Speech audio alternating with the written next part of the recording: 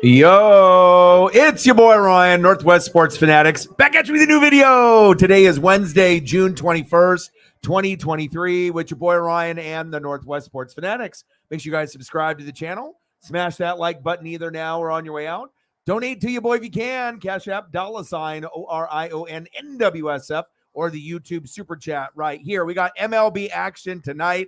Ohtani is on the mound, and he's also going to be hitting from the pitcher spot in the 2-hole.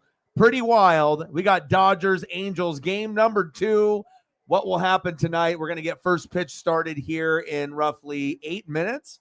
They're kind of wrapping up the Yankees and the Mariners, flipping back and forth, and now they're showing a little bit of this highlight package from the A's and the Guardians, and it's on MLB Network. So if you want to watch along, please do. Hope everyone is having a fantastic day. And anytime you get Ohtani or Judge on TV or, Ohtani's pitching, yeah, I'm definitely going to be looking, and I'm going to probably do the matchup. Plus, the Mariners were on too early. They were on at like 4, so I wouldn't have had time to prep, and they're getting beat like I figured they would by the Yankees anyways. So Megan in the building, how are you? Elliot in the building, how are you? What's good? Let's go over some of the starting lineups that we have in the game. And I had to hit you with the Ohtani. Obviously, we already know what it is with Ohtani.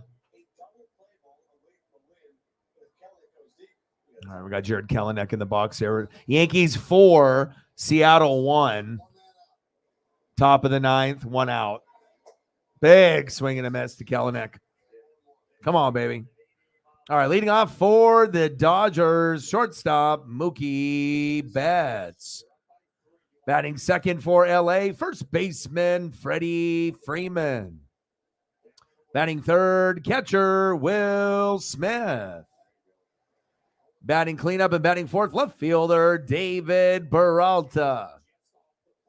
Batting fifth, designated hitter for the Dodgers, J.D. Martinez. Batting sixth, right fielder Jason Hayward. Batting seventh, second baseman Miguel Vargas. Batting eighth, center fielder James Outman. And batting ninth, third baseman Michael Busch. And on the mound for the Dodgers, Brusdar Graterol. Let's go. This should be pretty good. I mean, Dodgers got a dub yesterday, but they didn't really have any action for either team until about the 8th inning. So we'll see what we get today. Popped up. Damn it. 2 away. Julio tags up. Now it's 4-2. We're down by 2 runs with a runner at first with 1 more out to go. I don't know if we're going to come back. Doesn't feel like it. Well, let's go over the Angels lineup, and that's going to come on here as soon as this is pretty much over. Leading off for the Angels, right fielder Mickey Moniak. Batting second, pitching tonight, Shohei Ohtani. Batting third, center fielder Mike Trout. Batting fourth and cleanup for the Angels, second baseman Brandon Drury. Batting fifth, left fielder Taylor Ward. Batting sixth, first baseman Jared Walsh. Batting seventh, catcher Chad Wallach. Batting eighth, third baseman Luis Rengifo. And batting ninth, shortstop Andrew Velasquez. And on the mound, it's showtime. Shohei Ohtani. And shout out to everyone in the United States watching. Shout out to everyone on YouTube, obviously on the Twitter side as well. And I know we're getting some more global views. So anyone that's in Japan or watching on the Twitter from Japan or here on YouTube, shout out to you guys. I appreciate you. And usually if I do Mariners, they have a good Japanese following, but a lot of times it's going to be when I do Ohtani. And they're going to be looking for someone to maybe be calling the matchup. And not every single person is going to do Ohtani matchups, but, even though I am a Mariner fan, it just depends on like the schedule and the timing. And if it ends up working out, I'm definitely going to do as many Shohei, games that I can do, especially when he's pitching. That's like must-see TV. And he's hitting in the 2-hole. Crazy. Like, he has an opportunity to get 10 to 12 Ks, and he could actually hit a home run or two. Just like think about that for a second, being, he might not be considered like a top 5 or top maybe 10 pitcher, but I mean, I don't think that he's any worse than maybe top 15, but there's times where he plays like top 10. There's going to be times that he plays like top 5 or top 3, and he's definitely a little bit more of a threat with his bat. Pretty good defender as well, but I'm excited to see what we end up getting here today. Should be a treat. And then hopefully we get Aaron Judge back too. So that way that we get to see the kind of larger than life giants that are playing right now. We don't want to take anybody for granted. I went through, Magic and Bird and Jordan, and going through multiple greats with the Joe Montanas and the Jerry Rices and the Barry Sanders and the Bo Jacksons and the Deons, the Griffeys. You don't really come across too many guys that are larger than life. And there's a lot of great baseball players that are out there. But, Mike Trout was one of those guys, still is going to be a Hall of Famer. But as he's getting a little bit older, there's finally guys that have more shine than Mike Trout. Look how long it took for someone to dethrone Mike Trout, obviously with Aaron Judge always being in the mix once he started getting on his heater. And then obviously Shohei Ohtani now. Obviously, those are the top two. Hope you're doing well. Hope you're feeling better. Elliot in the building, eating pizza all day, every day. If it's not pepperoni, he throws it in the garbage. I appreciate that. Like I said, a lot of times I like doing the evening streams because, if you end up doing them earlier, less people are available. Just like sometimes on the weekend when it's not, if it's football season, you're good to go. But when it's not football season, let's be honest, a lot of people are kind of out and about. And, it's going to be hit or miss, with people showing up for certain events if it's on the weekend. So Sarah's in the building, back to the regular duties and back to the regular role. Let's get to 100 in donos. Let's do that. Yeah. I already knew. I mean, we already lost yesterday. So I was like, lost yesterday. We're probably going to lose today, even if Castillo is pitching. It shows you, like I said, it doesn't matter if Judge is playing or not. That team is good enough. That's not saying a whole lot. I mean, hell, the Mariners are like a 500 or below 500 team. So it's like, okay, you beat us. It's not like we are as good as we were last year. And a lot of teams can say that too. The Cardinals, we're in the same boat. Mariners, Elliot's Padres. It's like, Blue Jays fans. Like, even though they're doing actually good, but they're just low in the standings because everyone above them is just doing phenomenal. We obviously know the East and the American League and the National League. They got some hitters there. Man, I'm ready for this matchup. Let's go. $5 holla. Thank you so much. I appreciate you. Let's get it going. 95 to go. Bang, bang, bang, boom, boom, boom. Bang, bang. $5 holla. Let's go. Let me know what you want to see, and I got you. Let's see. Let's go Dodgers. It's going to be tough, though, with Ohtani pitching. $5. Let's get to a hundo. All right, you want some Mookie? All right, I got you there. We'll hit you up with a different logo. Bang, we'll hit you with the LA. We'll go here.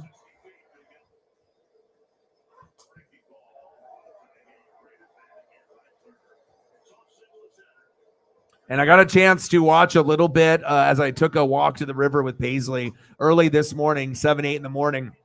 I did get a chance to turn on a little bit of that Orioles and Tampa Bay Rays because I got to be able to see what the hype is about. I already know what Tampa's about and the Rangers are about, but I want to see the Orioles as much as I can to get like a fair evaluation. And they definitely remind me of the Blue Jays and Mariners from last year. That team is legit. Like they definitely can hang around with the Rangers and the Rays. I'm not sure if they're going to, be able to surprise everyone and go to like the World Series. That might be a little bit of a stretch, but I'll tell you what, they definitely are good enough to get to the playoffs, which they will, and they're definitely good enough to win a round. Now, multiple rounds, I don't know, you know what I mean, but they're pretty special. They got a nice little squad there, and it's cool to be able to see teams that suck fucking forever and then they get a couple draft picks, Rutschman, pans out, at catcher. And then you start adding some of these other guys, and then other pieces start stepping up. And then all of a sudden you look at the team and you're like, hell, we're a playoff team. So pretty cool to see that development, with a team that normally was like laughed. I mean, honestly, when's the last time the Orioles were really like relevant? Cal Ripken, but maybe a little bit past that, but not very much past. I mean, they haven't really, they've had guys, Adam Jones, the Mariners, they got, Adam Jones for like a bag of Fritos, but the Orioles really haven't been the Orioles in a long, long time. So it's kind of cool to be able to see them have that success. And I know a lot of y'all are saying, like me seeing the Pirates have success, the Orioles, the Rangers. I mean, the Rays already started off like 15, 16-0, and, we already know how they're doing. The Marlins are doing a little bit better, Diamondbacks. But a lot of times it's those rookies and whatnot, like Corbin Carroll and whatnot. All right, baby. We got Ohtani, Mookie Betts. Top of the first, 0-1 pitch from Ohtani is low. 1 ball and 1 strike. Let's go, baby. And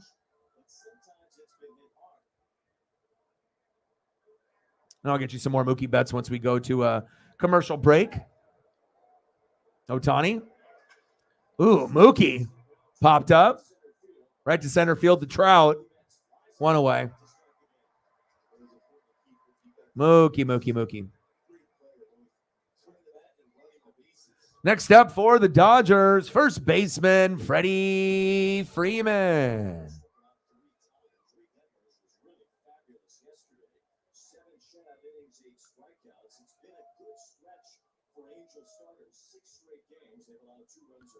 Dodgers are 40-33, third in the NL West, and the Angels are 41-34, second in the AL West.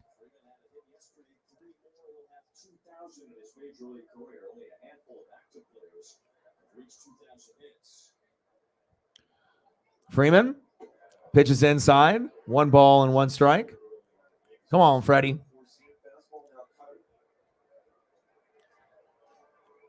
Yeah, but you never know. I mean, 9 times out of 10 or maybe 99 out of 100, Ohtani's pitching and you got, one of the lower name guys that's, doesn't have a win or under 500 or is one of the worst ones on the roster. Yeah, most of the time you're going to lose, but unless the bats get alive, I mean, it's not likely. It's like when the Mariners played, Garrett Cole, I already knew. It's like, I mean, the guy's only going to lose a couple a season. So what are the chances of you being that you better be on, and he's got to be off or injured or something. So, I mean, obviously they're at home. Ohtani's on the mound and he's hitting in the 2-hole. So it's like, not only do you get a guy that can get you maybe 10 Ks, but a guy that can hit multiple homers in a game. And he's done it before. So it's pretty wild, but you never know. I mean, if they rough up Ohtani, that could affect his batting too. So we'll see how it goes. Quicksilver in the building. What's good?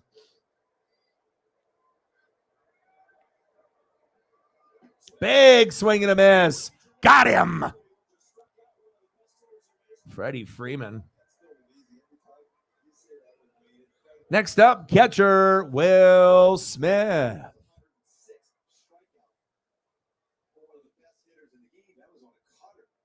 Yeah, summer has started.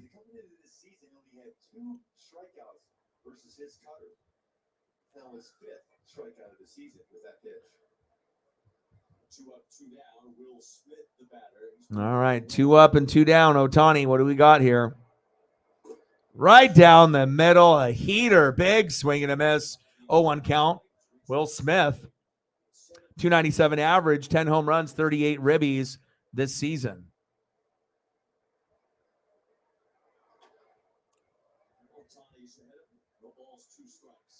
So unless, you're probably under a rock, or if you haven't been on Facebook, Twitter, Instagram, TikTok, or any social media platform, the big news of the day is the submersible, right? Being lost, going to the Titanic, and they're running out of air. Big swing and a miss, struck him at.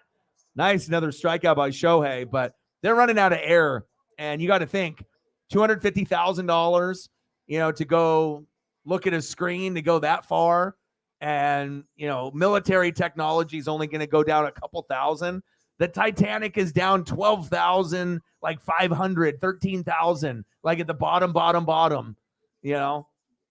So it's not looking too good, for the 5 people that are there. But if you haven't seen anything on it, definitely something to, read up on. But I saw a few videos of like, what this thing looks like, and it's very compact.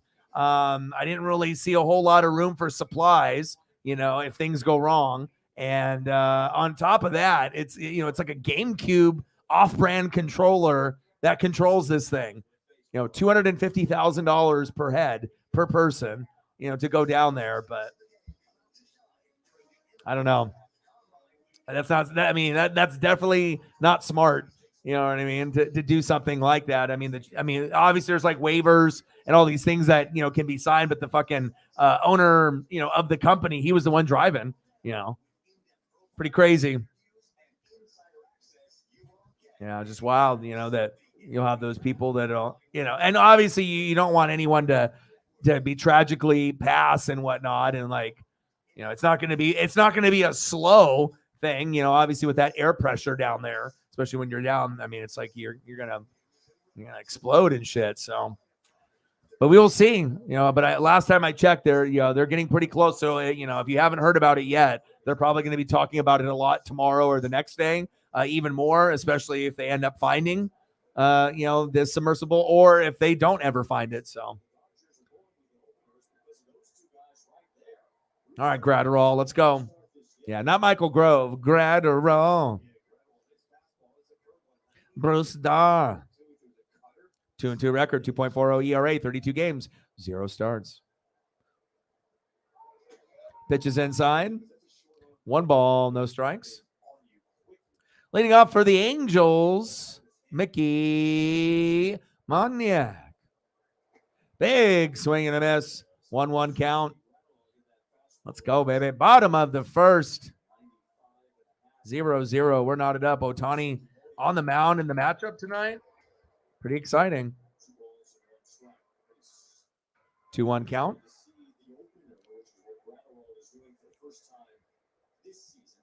$1 holla. Every dollar counts. It really does. Bang, bang, bang, boom, boom, boom. Bang, bang. $1 holla. Appreciate you. $6. Let's get to a hundo. All right, baby. Bottom of the first, 0-0. Gratterall, Mickey Moniak, 3-2 count. And hopefully we end up getting some bombs tonight. And sometimes you end up getting the dingas. You get the home runs from people that you wouldn't expect. But, I mean, I wouldn't mind seeing Ohtani homer in that game that he's pitching. Big swing and a miss. Got him. Let's go, baby.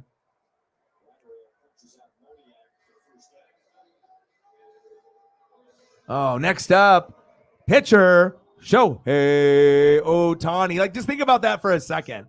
The pitcher is batting second, which he normally bats that spot no matter what. So whether he's playing, a regular position, a DH, a pitcher, it's just freaking incredible to see what he's been doing. 295 average, 24 homers, 58 ribbies, OPS of 1.002. Ridiculous.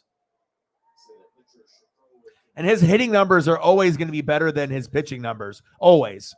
But I don't think anyone would be fucking surprised if he ends up having a season or two where he's like a top 5 or top 3 pitcher if he gets those opportunities. I mean, obviously you don't want the guy to burn out, but that's why it's so amazing. It's like he's doing, like, on the hitting side on a power level, right, what Ichiro did as a singles hitter. It was just mind-blowing. Like, we haven't really seen a player from Japan be this good. Like, we had like Hideo Nomo and some of these pitchers, Daisuke Matsuzaka, but nothing like this. And then, to see Ichiro do it from like the leadoff position and be that perfect singles hitter like a Tony Gwynn or a Pete Rose. And then now you get the like freak Aaron Judge. It's like the Aaron Judge, but he's Asian and he's lefty and he's a pitcher. It's just freaking phenomenal. Walked him.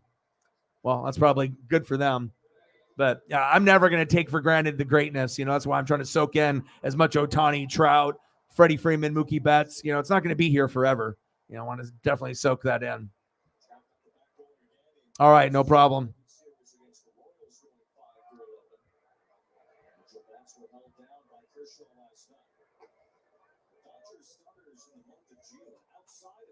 Oh, there you go.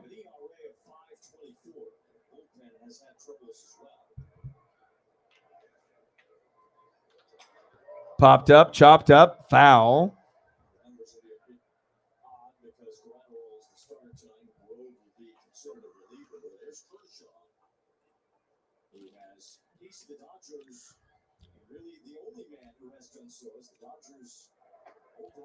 Pitches inside.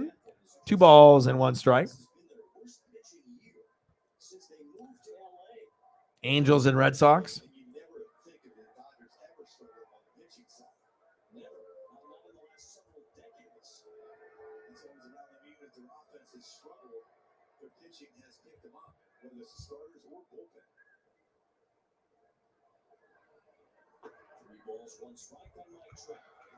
Pitches outside. 3 balls, 1 strike.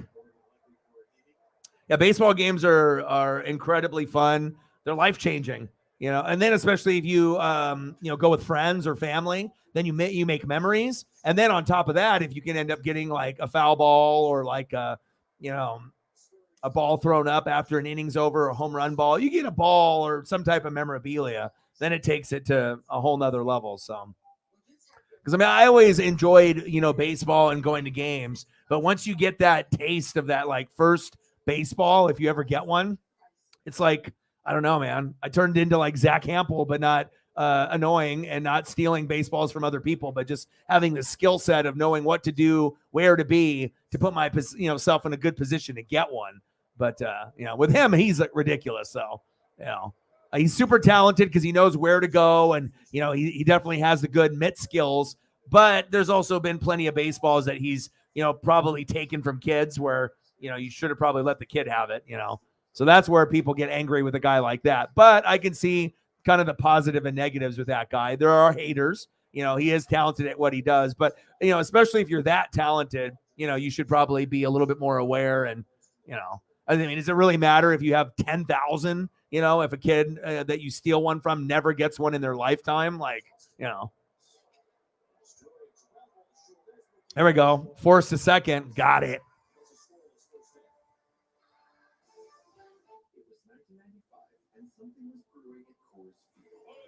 Oh, nice.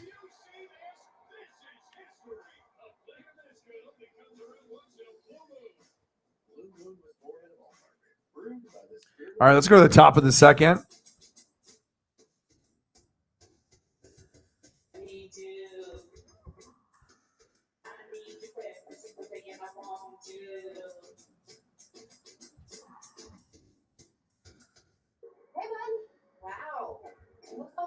Well, it was too expensive, so I brought it here.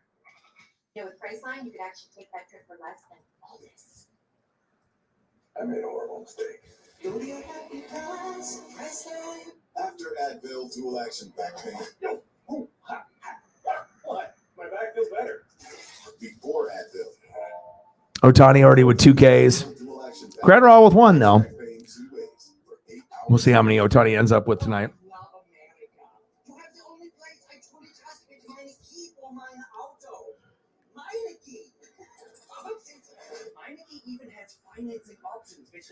All right, baby.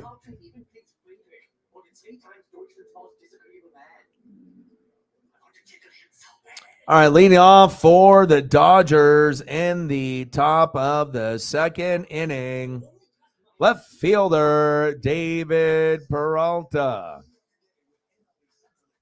Batting second in the inning, DHing for Los Angeles, J.D. Martinez. And batting third this inning, right fielder Jason Hayward. And still on the mound, the phenom, Showtime, Shohei Ohtani.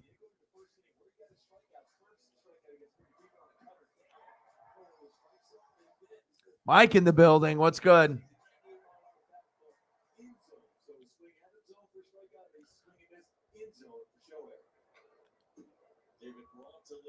Yeah. Well, I think we all have our favorites.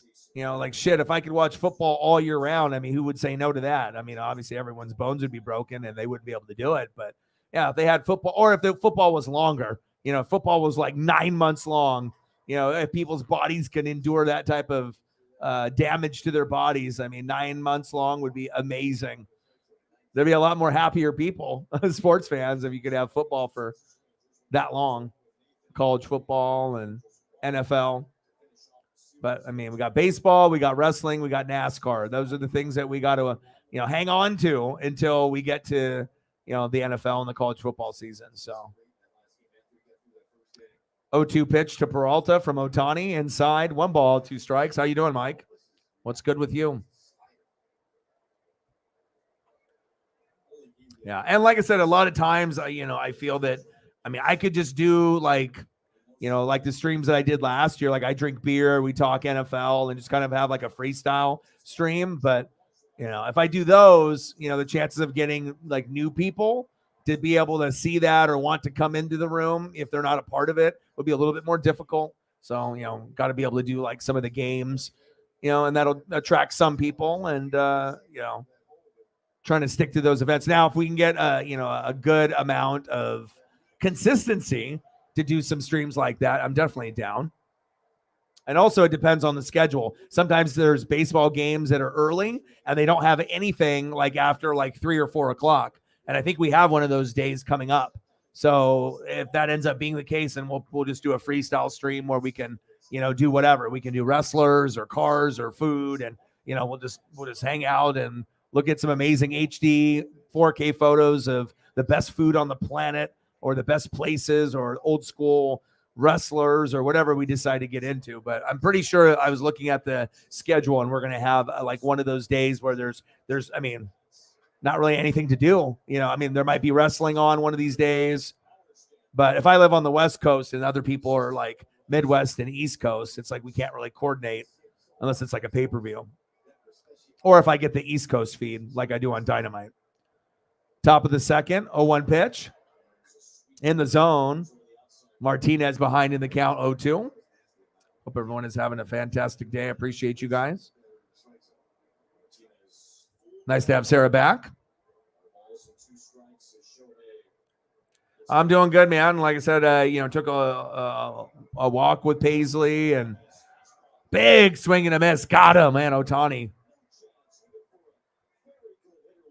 Really good. But decided to, get my exercise in. And, I watched a couple episodes of let me take a peek here. What did I watch? So I had The Simpsons. I got the Expedition Unknown coming up, and then the Ghost Adventures. I can't believe that's been on for as many years it's been on. That shit is awesome. It's like on Discovery Channel with like the paranormal stuff, and they'll go into like prisons, and then they'll do like the EVP thing where they like try to communicate with the spirits and whatnot. And sometimes you'll get like 1 or 2 or 3 word responses like back. It's like hella freaky. And it's not like, like someone is doing like a voiceover. Like it's like legit. But of course they go to like a lot of haunted and a lot of places that have a lot of like torture or murder or death and whatnot. Paranormal stuff going on. I don't really get spooked out by it. I think it's kind of interesting actually. So, but if it's on Discovery History or Nat Geo or Animal Planet, I'm all over that. All right, we're in the top of the second. 2 outs, 2-1 count. Ohtani to Hayward. Chopper off his ankle, foul. Count still stays 2-2.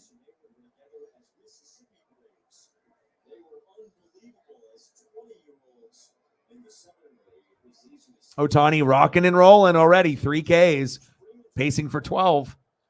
We'll see what happens.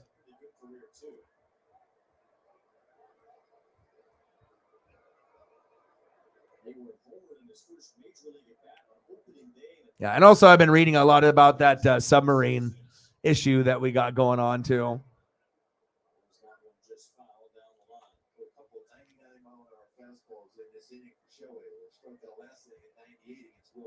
No worries, man.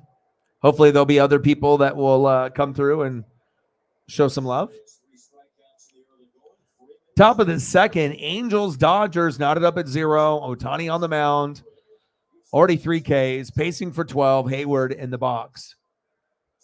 2-2 pitch. Chopper, right to Ohtani. over his head. Ohtani to first. Too slow. Safe. Good effort, though, by Ohtani. Nice hit by Hayward. Nice job. Nice way to run that out. Next up for the Dodgers, second baseman, Miguel Vargas.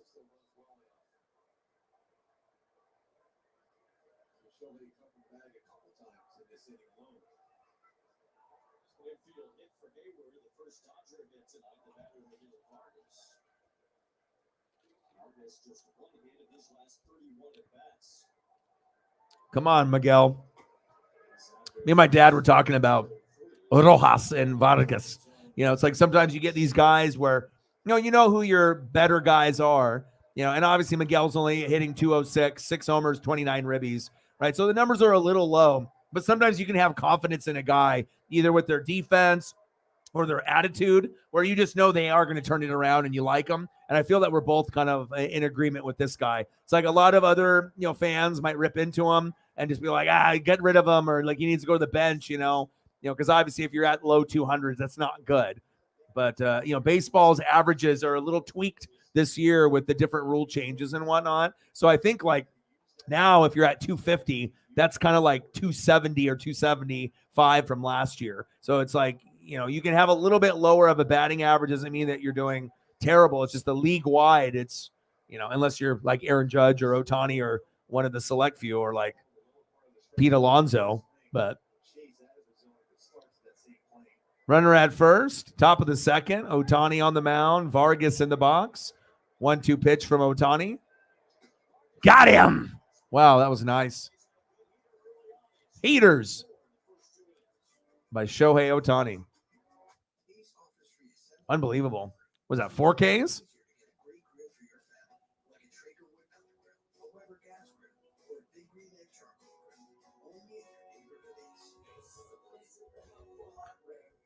All right, let's go to the bottom of the second. Just let me know what you guys want to do for photos and whatnot, and I got you.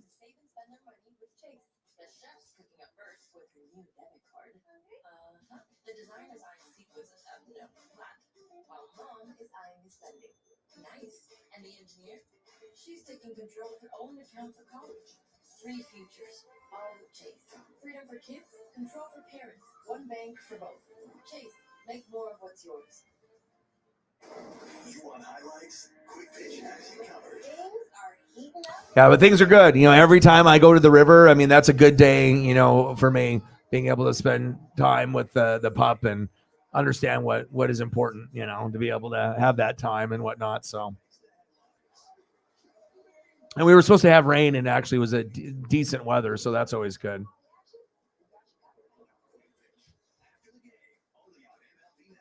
$6. Let's get to a hundo.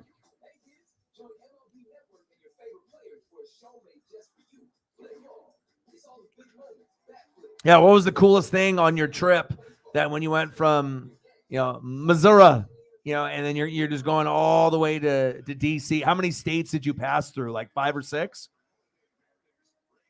I mean, obviously, what was the best thing that you visited that you thought was the coolest? And what was the best food that you had during the whole like 10 to 13 day trip? What was the best thing?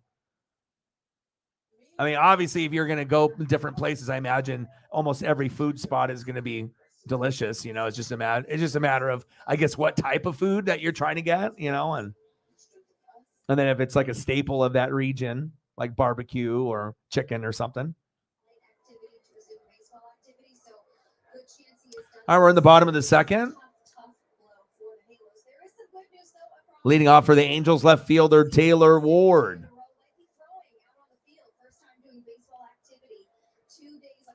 Yeah, it's just crazy, how things are going right now for a lot of us. It's not pretty.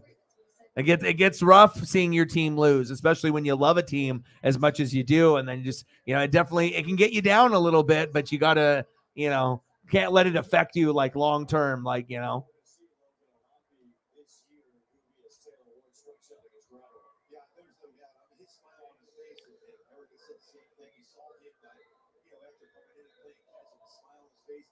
Yeah. Oh, well, I bet. No, that was probably the most walking you've done in like a long time as far as like trip status. I mean, you're going through multiple states. You got to get out, stretch the legs, every couple hours, eat some food, look at some stuff, visit some stuff, get back in, go. So, yeah, I imagine it's not something that you're going to probably do every year, but I imagine it was a memorable trip, and it sounds like there wasn't too many setbacks, if any. So happy that you had that time away, and hopefully we can end up finishing strong this month, and then we're getting closer and closer to football season. So that's always something to be happy about too. 0-2 pitch is outside. 1 ball, 2 strikes.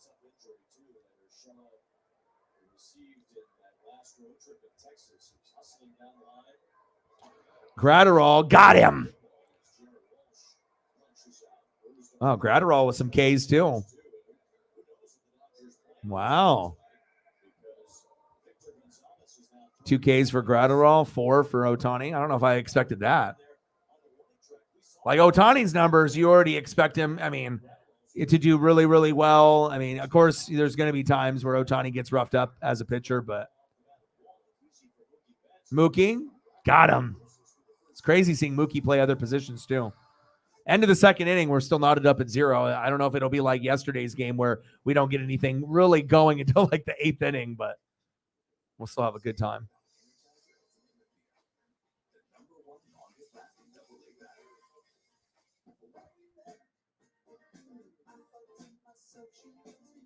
All right, let's go to the top of the third.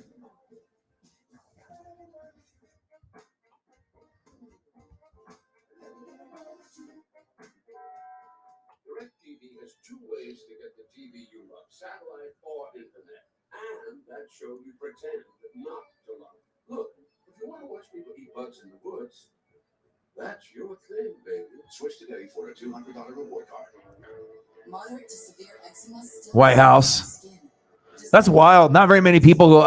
Yeah. And like I said, I imagine, like you said, there's like, background check and all kinds of other clearance and shit that you got to be able to do to go to a place like that. So that Missouri, Illinois, Indiana, Ohio, West Virginia, Pennsylvania, Maryland, DC, Virginia.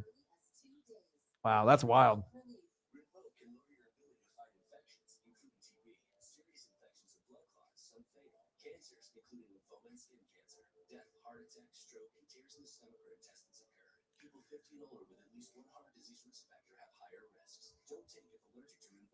All right, baby. Let's go to the top of the third. Leading off for the Dodgers center fielder, James Outman. Batting second, third baseman, Michael Busch. And batting third, 0 for 1, shortstop today, Mookie Betts. Mookie.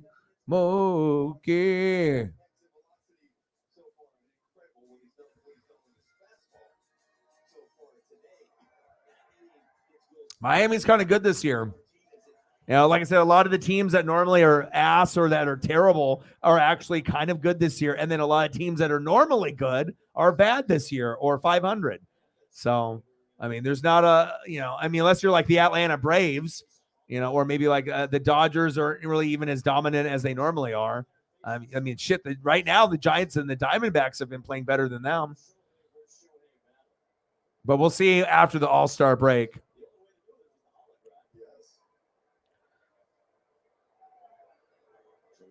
Yeah, I haven't really been able to visit too many places either. Like I said, Oregon, where I live, and I don't know if I could live anywhere else, honestly. Washington, California, Japan. But I went to Japan like twice when I was young, so it's not like a recent memory for me. And then I went to Illinois. I went to Chicago.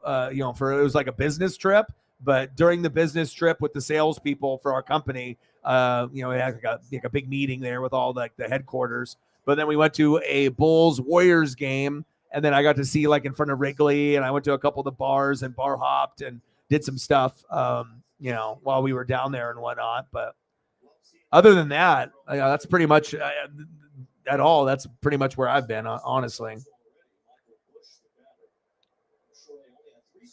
Yeah, Japan would be dope to visit for sure. Yeah. The Pacific Northwest. It's beautiful here. Oregon and Washington. I mean, like I said, I think that's why I think it's like really nice too, because like I said, you if you're an outdoors person, or even if you're not, it's like you'll become one. When you have so many options, it's like you don't have to stay inside and do the Netflix and chill thing. There's places to go. There's things to do. Plenty of trees, plenty of lakes, plenty of rivers. You don't have to be a hunter or a fisher. A fisherman or a hunter. You can just chill by the fire, go camp with family or friends. And it's just nice to be able to have those options. And then on top of that, with the breweries and the wineries and the dispensaries, I mean, it's like you're going to have your options of a lot of different things. Oh my gosh, you would love it. I'm telling you, like, I know you love, where you live, and I don't blame you. I mean, it's, been a part of who you are your whole life. But anything that you've seen, like picture-wise or videos on YouTube, or if you see any like fishing programs and they show like Oregon or Washington, I mean, it truly is as beautiful as it looks. It's wild. And the fishing and the hunting and like the wildlife, it's like very good here. Like when they end up doing things in certain areas where they like take some trees down, usually you'll have people that do the replanting, so you're not going to just like savage an area of wildlife by just trying to get the lumber and to try to get all of the, money in that particular area. So it's nice, man. But and there's so many places that you can go. Like, I don't even know how many, honestly, like how many lakes, big ones that we have in Oregon, but there's quite a few. Popped up. Mookie.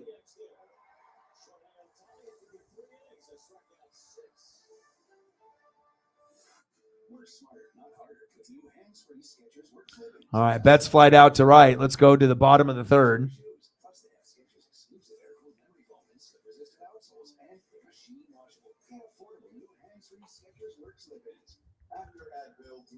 Yeah, but I appreciate nature more, by just having, Paisley in my life. Like if I didn't have her, she needs to be outside, the type of breed of dog she is. She needs to exercise, like an hour or two a day. So someone has to do it, but also it's good for my mental health too, so that way I can get out there. And if it's not like if I didn't have her, am I going to be walking around outside, for an hour or two? No, I'm not, maybe a little bit, but it definitely, when you have a purpose, something bigger than yourself that you love, and it's just like a blessing, because that's what I needed too. I needed to try to, like I said, I could still drink, I think, every day if I wanted to, because I'm still, exercising, as much as I am, but just, to cut back on things like that. I mean, this is probably some of the healthiest that I've actually felt in like a long time. It's like surprising on like how much better you feel if you do cut back a little bit, maybe on the alcohol, if you are a heavy drinker, and then getting a little bit more exercise in, or just changing the diet a little bit. It's not like you have to necessarily go cold turkey or nothing, but yeah, I'm definitely feeling pretty good. It's a hook in the pack, getting an elk.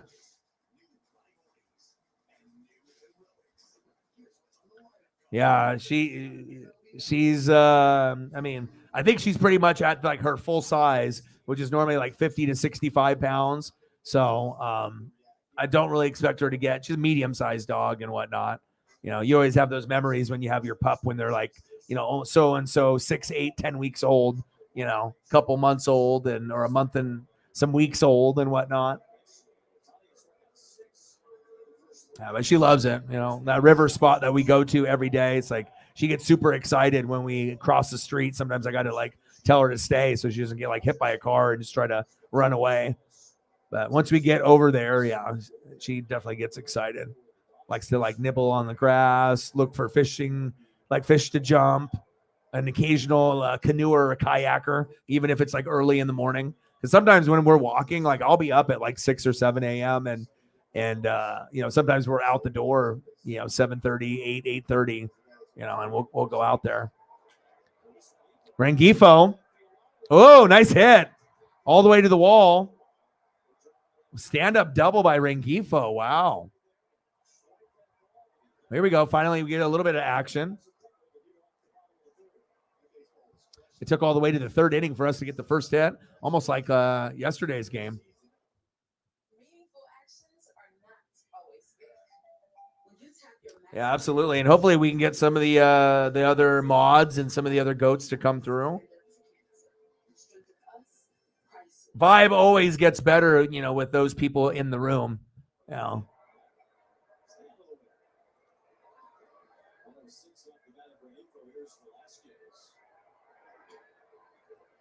Velasquez up next.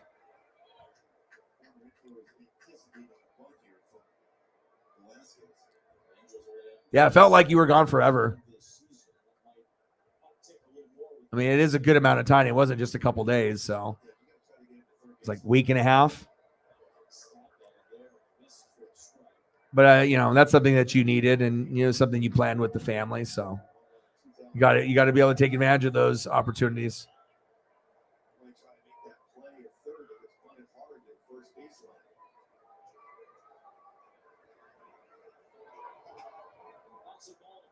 Chopper to first. One away. Next up, right fielder Mickey Moniak. We're in the bottom of the third. Still knotted up at 0.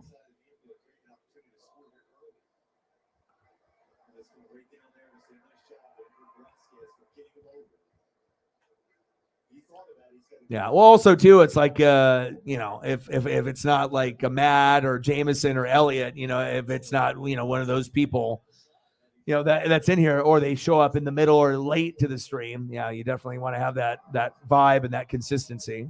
Popped up, tagging up, diving in, got him! Wow, that's going to be reviewable. They're going to have to replay that. Ringifo says he's safe. They're definitely going to have to review that. That was wild. Ooh. He tagged up, and my first initial reaction was he was safe, but I mean that was like a bang bang play. I didn't have the best angle, so he tags up.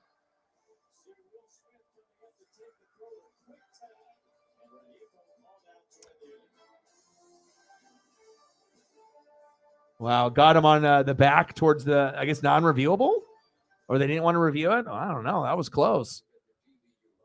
The one angle looked like he was safe, and then that second angle, it looked like he did get him. Well, the ump was right there, but you never know. Well, I guess it's the end of the third. Still knotted up at 0. All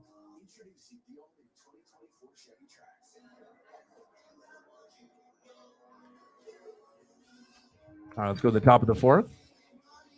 Yeah, this game is going by quick. We're already in the top of the fourth, and it's only been 47 minutes. Holy shit. Oh, my God. That's fast. But that's what happens sometimes.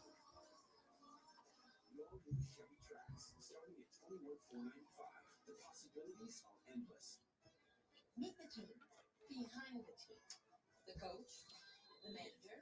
Well, what's new with everybody? Anything new in anybody's lives? Anything new news or anything? I mean, for me, like I said, I'm just, it's a lot of that submarine information, and following up on, what's going on with the Mariners. And obviously, I already knew it was going to be tough. We got Brian Wu tomorrow.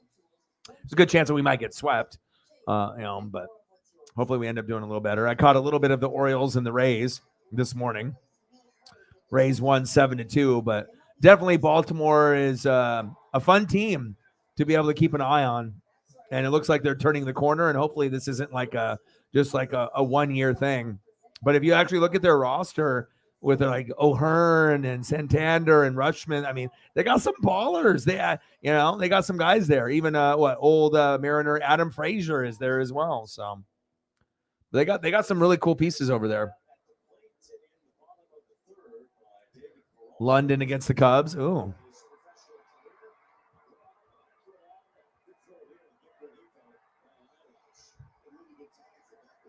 Did you watch any of Dynamite tonight?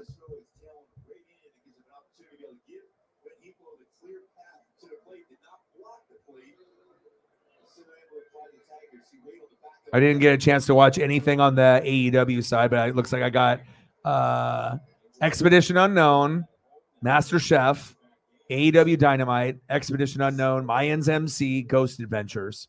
Your boy's got some material. So I'll definitely be getting in on some of these things later. Top of the fourth, 0-0. Otani to Freeman. Chop back. Foul. Otani was 6 Ks already. Gratterall had 3 before he got replaced. Come on, Freddie.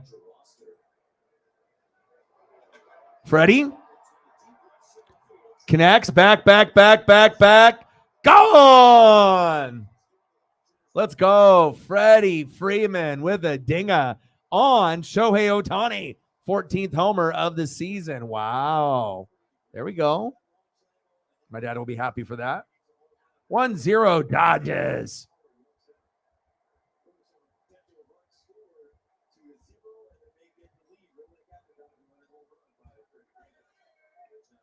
Yeah, but I also like having the goats and some of the mods that we can have all in the room. So that way when we end the stream, if we do like food or we do, another topic, we have someone with a creative personality that can give a little extra to the room other than the people that are already here. You get those others that, have those other personality traits and the other things that they like. And then you just kind of be able to brainstorm together. Then the vibe goes up too. So one day. Top of the fourth, Dodgers 1, Angels 0. Nice job. Homer by Freddie Freeman. Next up is catcher Will Smith. Let's go, baby.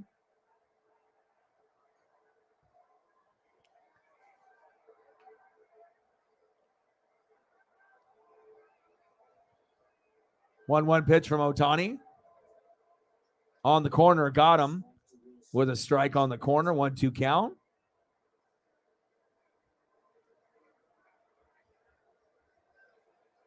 And even though he gave up that homer to Freeman, he's got 6 Ks. He's been playing well. Smith chased that one, foul.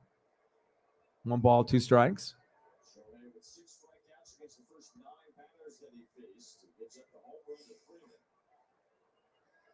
12th homer allowed by Shohei this year.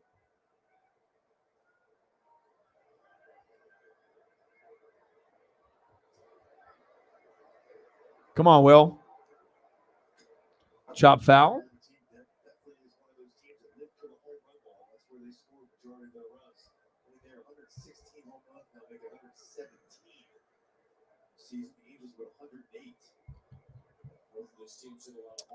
Come on, Dodgers. Shohei. 1-2 pitch to Smith. Check swing. Did he go? Got him. Wow. 7 Ks for Otani. Wow. Next up, left fielder David Peralta. It's crazy. Like, he could end up having like 10, 11 Ks and they could still end up losing.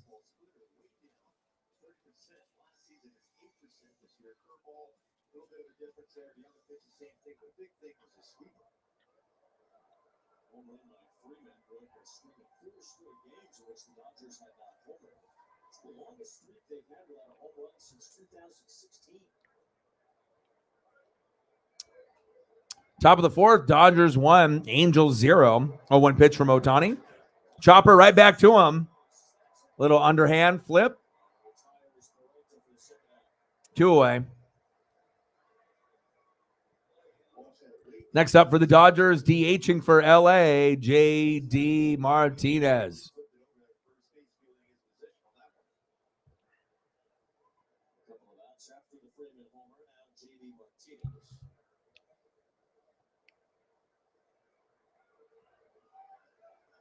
Yeah, but if you're looking at a lot of the names with the Dodger roster, they're nowhere near being championship caliber, in my opinion. I mean, it's like I can root for them. It's my dad's team, but I just got to keep it real. It's like it's one thing if you just watch your team play, but once you actually like cover the whole league and see the league as a whole, and things are going to change after the All-Star break. But like you can tell with certain teams where it feels like it's a World Series caliber team, like the Tampa Bay Rays, the Rangers, the Braves, those ones kind of feel like it could be.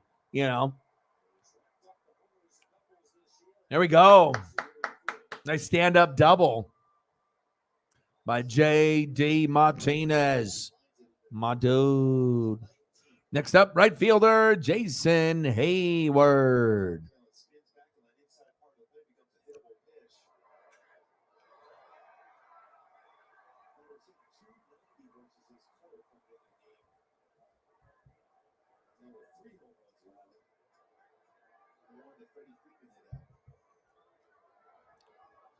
Top of the fourth, Dodgers 1, Angels 0. Ohtani approaching 50 pitches. Pitches low. 1 ball, no strikes.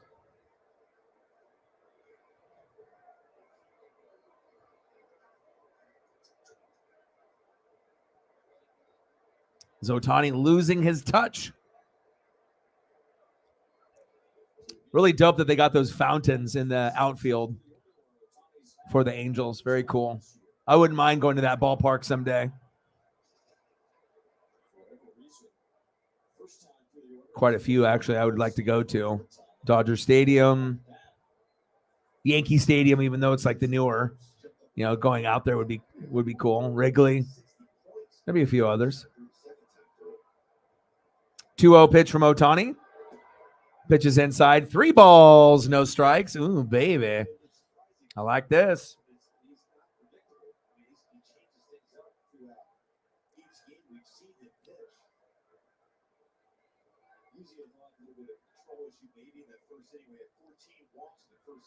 Three-0 pitch on the corner. A generous Ohtani call for a strike. Could have been a walk. OPS against Ohtani, MLB rank 4th best, 10th worst, 3rd worst. So overall, 4th best. Bases empty, best. And then runners on, 10th. With runners in scoring position, 3rd worst. Pitches in the zone for another strike. It was 3-0. Now it's 3-2. Ohtani kind of is good.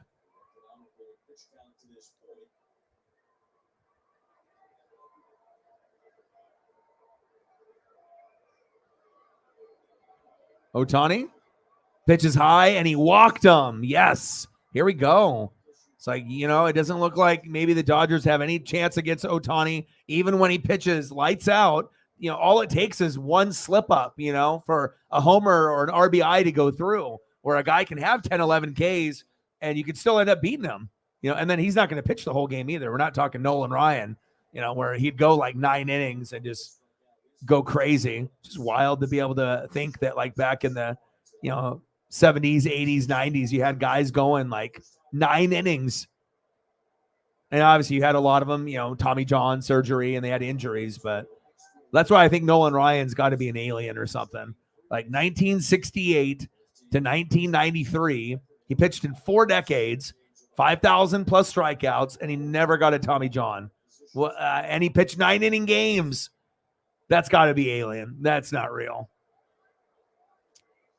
Shit, I saw a thing with Nolan after he retired. They had him at a game to do like a first pitch, and he still was pitching in like the high 80s or something. And that was like, I don't even know how many years after he retired, 10, 15. So definitely not from this earth.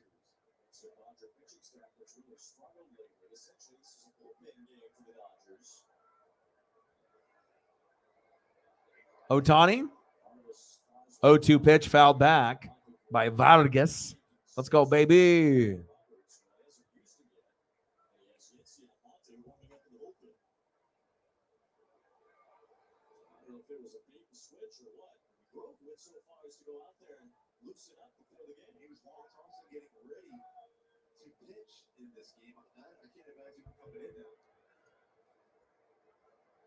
Ohtani, 0-2 pitch to Vargas, popped up. That's a souvenir foul. No, that guy dropped it.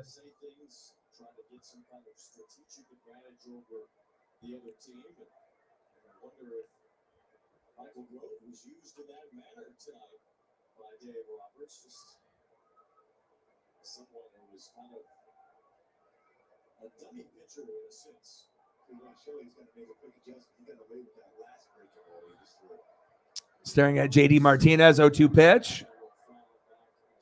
Chop foul.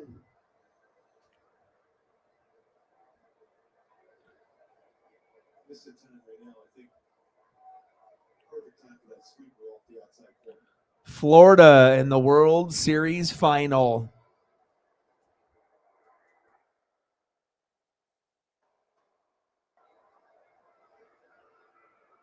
They beat TCU 3-2. Got him. Another K by Ohtani. It's kind of good.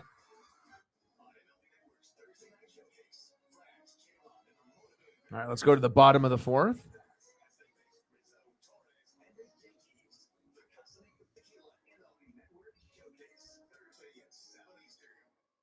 Ace offers free assembly and delivery, so it's never been easier to get a great grill for your family, like a Traeger wood pellet grill, a Weber gas grill, or a Big Green Egg charcoal grill. Only at your neighborhood Ace. All right, we're going to the bottom of the fourth.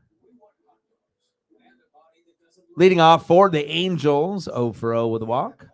Pitcher, Shohei Ohtani. Batting second, 0 for 1, Hall of Famer Mike Trout. And batting third this inning, 0 for 1, second baseman Brandon Drury. Yeah, he's wheeling and dealing. Let's take a look at the numbers. 4 innings pitched, 3 hits, 1 earned run, 1 walk, 8 Ks. So it hurts probably being down 1-0 because you're just literally doing everything lights out. But sometimes that all it takes is that one swing, from Freeman with that homer. But we'll see how it goes. No guarantees.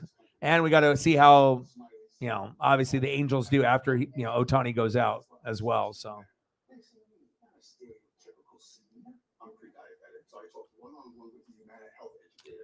He is dealing. Better care begins with listening. Humana, a more human healthcare.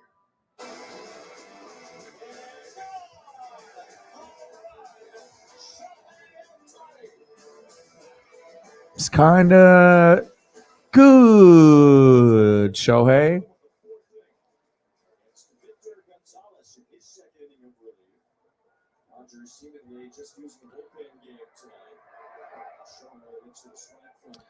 So that was kind of weird that they had Gratterall in there for just a couple innings, and then they already pulled him out. He had 3 Ks, but now they have Gonzalez in. Interesting strategy that they got going on, kind of playing with house money, I guess. Gonzalez with the wild pitch. 1-1 count.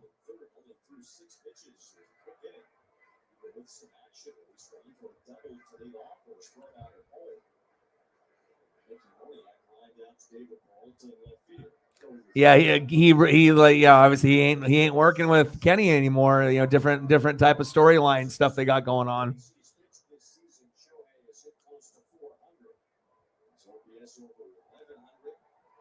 What's good, brother? How are you? How's that weather in Hawaii?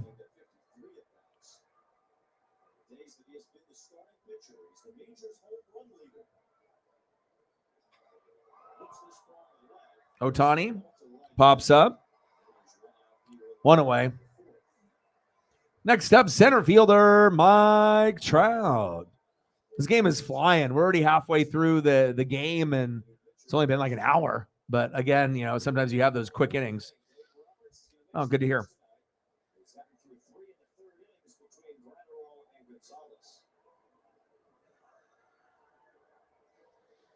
When you sleep on the right mattress, it makes everything clear. My neck feels better.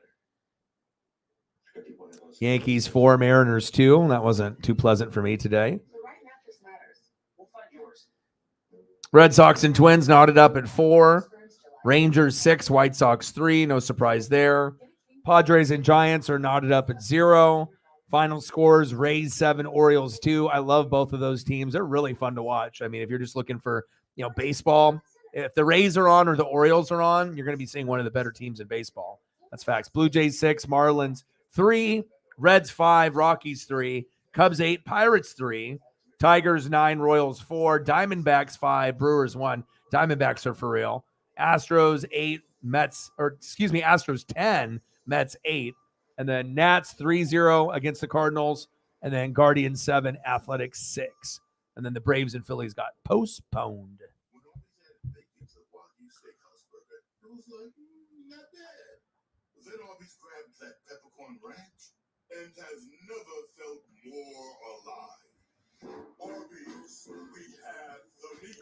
Man, that's crazy. Two ketchup clips, one steak. The Specs, the Gators, Plus OxyClean with odor blasters. Bass, Action blast. for Reds, And a flavor aids of Flounders. freshness that's priced right. More power to you. This is presented by Frontier Lake Trout. You go back to April 15th, the difference. That's why now he's hitting his fastball much better. That higher leg kick brings that hip in a longer stride. Yeah, I had a couple fish jump. Like sometimes when we get there early, it's just me and Paisley,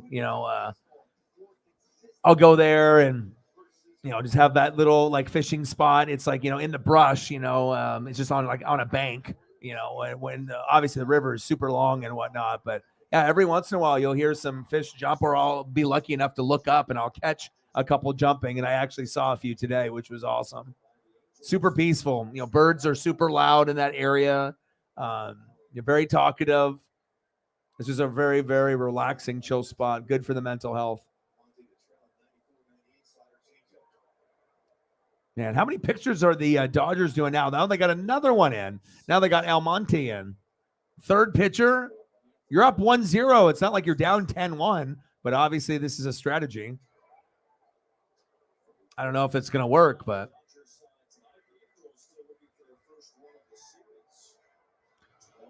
all right, bottom of the fourth. Dodgers 1, Angels 0. 1 out, 1-1 count.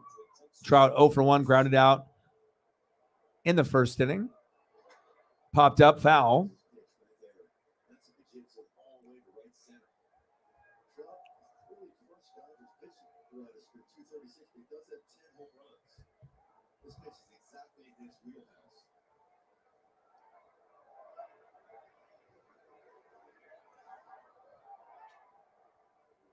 Chop foul.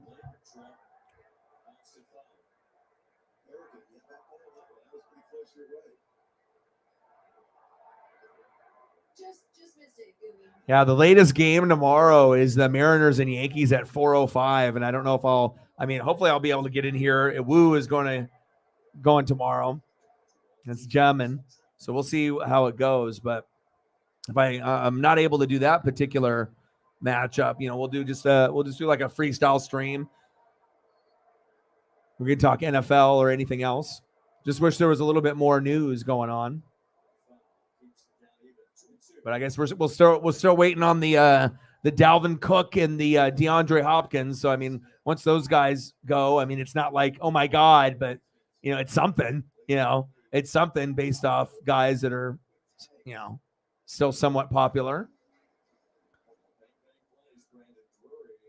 Bottom of the fourth, Dodgers 1, Angels 0.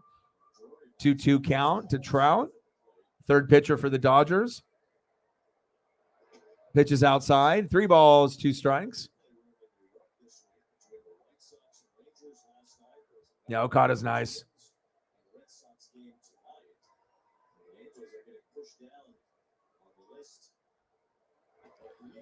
Pitches inside. Walked him. Uh-oh.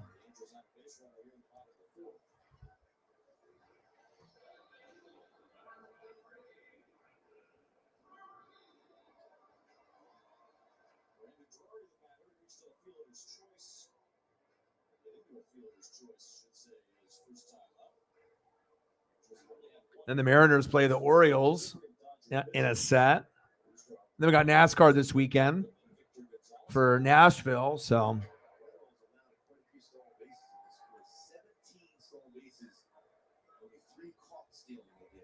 and as much as I love, sports and whatnot, I like to be able to switch it up, unless it's like something like NFL or college football where it never really, but once you start touching on like NBA, college basketball, NASCAR, baseball, one of the other types of things, sometimes it's good to be able to get a little bit of a break and get something else in there.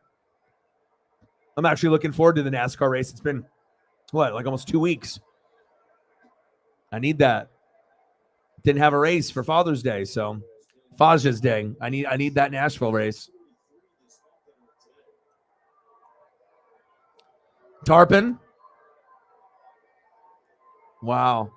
I watch River Monsters with Jeremy Wade, and they have it on Animal Planet like once a week, where they have it like a marathon where they do like 8 hours straight. And I usually watch the whole thing, or I watch a couple hours and then I just record the rest and watch it the next day. But I've seen some of the fish that you're talking about, and obviously he does some stuff in the United States, but also he'll go to like Africa, Australia, South America. I mean, there'll be a lot of different places where he'll go and do the river monster thing, which is crazy. Oh, you're fine. No, you're good, brother. Yeah, Yankees won 4 out of 5 games versus the Mariners this year. Allowed 2 runs or fewer in 4 games. That's not good. We can't fucking hit. Check swing. Did he go? He did. 0-2 count. We're in the bottom of the 4th. Dodgers 1, Angels 0. Runner at first. 2 outs. 0-2 count. Philip in the building. What's good?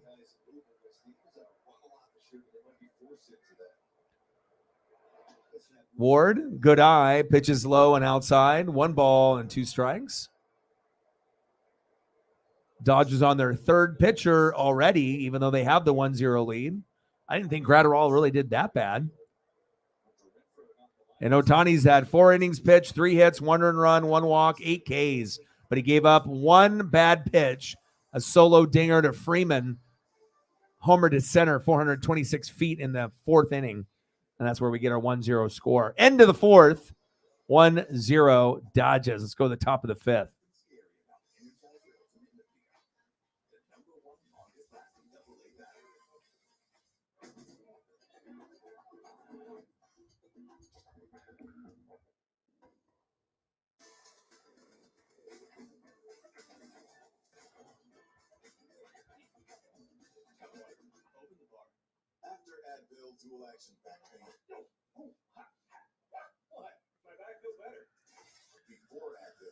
I mean, it doesn't surprise me. The Yankees are the better team, regardless if Aaron Judge is there or not. I already knew that more than likely we would lose. It's like, yeah, you got Castillo, but it's not like Castillo's like 8-2 or 9-1, and it's not like we have really good run support, anyways.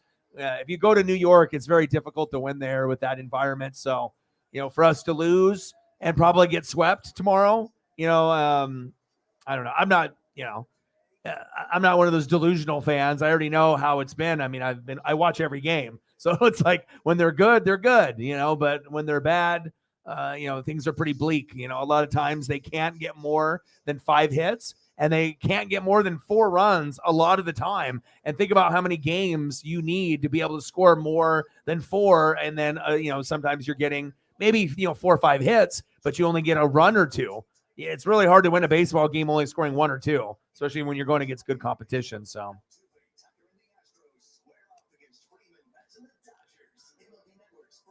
yeah, I love Jeremy Wade. He's awesome, man. He's a great host.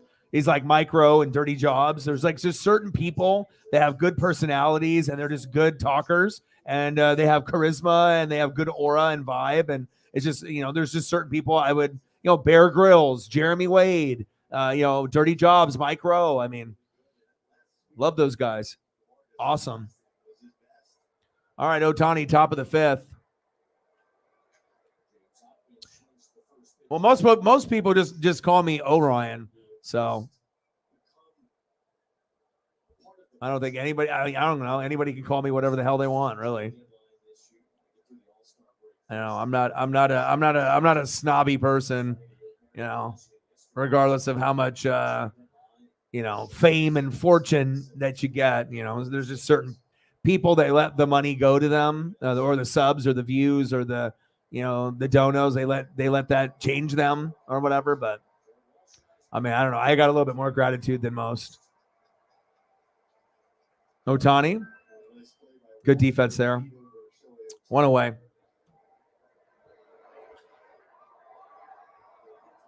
swing line to base. Show that across over the base, right in the line where that's been going down a lot. Usually try to get that corner, go back. Outman grounded out. Next up, Kind of turn that right ankle a bit. 0 for 1 with a K. Third baseman, Michael Bush. Otani, wild pitch. 1-0 count. 4.1 innings pitched, 3 hits, 1 earned run, 1 walk, 8 Ks for Otani.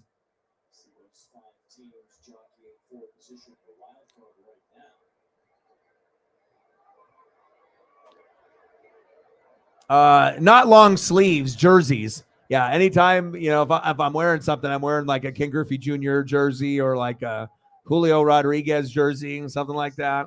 Yeah, but also too, we're getting warmer weather, so I got to have a fan on me, and I don't want to be sweating in the studio, being uncomfortable for fucking 3 hours, right? Plus, I'm wearing the J-Rod shirt. Come on, man. Welcome to the J-Rod show, baby. And I got it at the game. Actually, when I got this shirt and I cut the sleeves off after I got back, but I actually bought this shirt just in case I didn't get the Aaron Judge ball when I went to the Mariner game. And that's what I do. I usually will buy something like a shirt. So just in case, I'll have something still cool to take home. But I've been super lucky that when I do that, I typically end up with a ball also. So 2 away.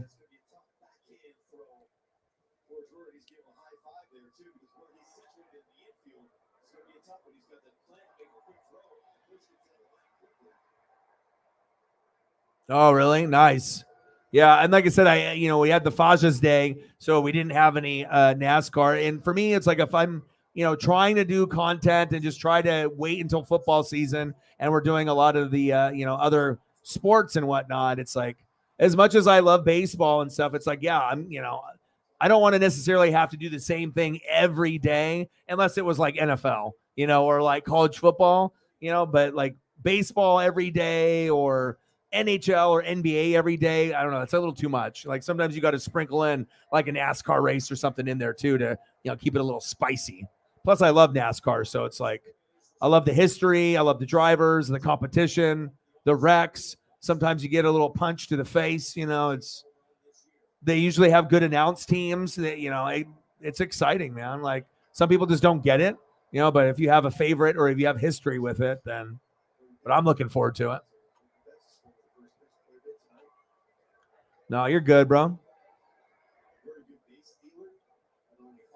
Yeah, what you see is what you get, man. Like I said, I'm pretty, I'm pretty genuine, and I feel like I have a good vibe and aura. It's not like I'm a different human being off stream.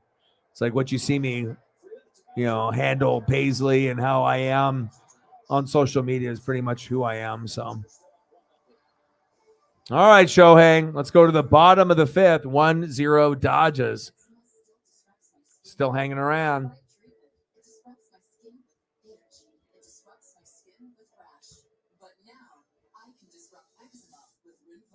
Rinvoq is not steroid, topical, or injection. It's 1 pill once a day. Many taking Rinvoq saw clear or almost clear skin, while some saw up to 100% clear skin. And they felt dramatic and fast itch relief, some as early as 2 days. That's Rinvoq Relief. Dale Jr., Mountain Dew. Serious infections of blood clots, some fatal. Cancers, including lymphoma and skin cancer. Death, heart attack, stroke, and tears in the stomach or intestines occur. People 50 and older with at least one heart disease risk factor have higher risks. Don't take if allergic to Rinvoq. A serious reaction. All right, let's go to the bottom of the 5th inning. 0 for 1 with a K. Leading off for the Angels and the bottom of the 5th. First baseman, Jared Walsh. Batting second this inning, 0 for 1, catcher Chad Wallach. And batting third, 1 for 1, third baseman Luis Rengifo.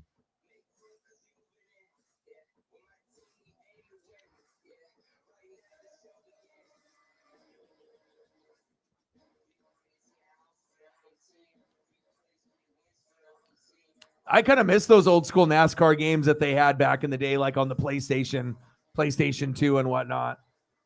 I don't know. For me, even though I love NASCAR, I didn't really have too many of the NASCAR games. I think I only had one. I was like more into like Grand Theft Auto, Grand Theft Auto 3, Grand Theft Auto Vice City, San Andreas, Gran Turismo, Ridge Racer 4. I like the customization of like the car games and stuff. Tokyo Drift, where you can do like the racing and you're at night and stuff. I don't know. It just depends, I guess, what the mode is. I think everyone had kind of like a Call of Duty phase at whatnot, or Gears of War back in the day. I did love playing those back in the day.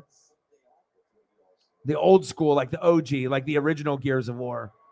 I remember when I got it, I had a friend come over and we stayed up like, I don't know how long until we beat it. So I think we played it for, I don't know how long, 6-8 hours straight.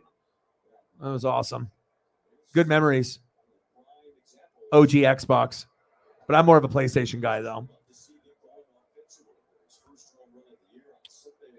Bottom of the fifth, Dodgers 1, Angels 0. 1-2 count to Jared Walsh. Big swing and a miss. Got him.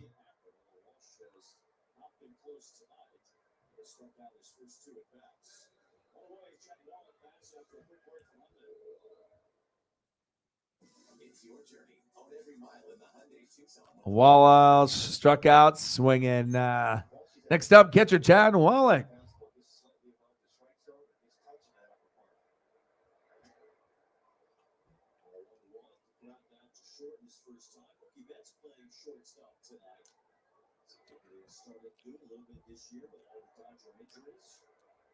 Yeah, you would think it would be Chicago, right?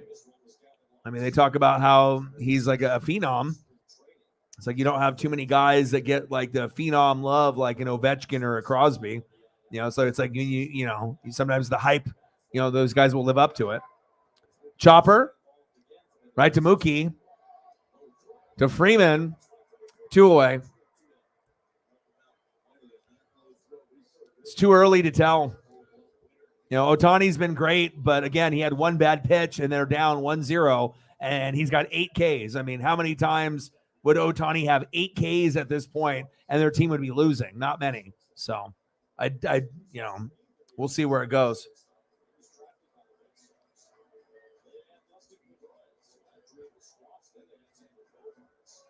Yeah, I've been playing video games since the birth of video games with like Atari 2600 and NES, Nintendo, and Sega, and Super Nintendo, and 64.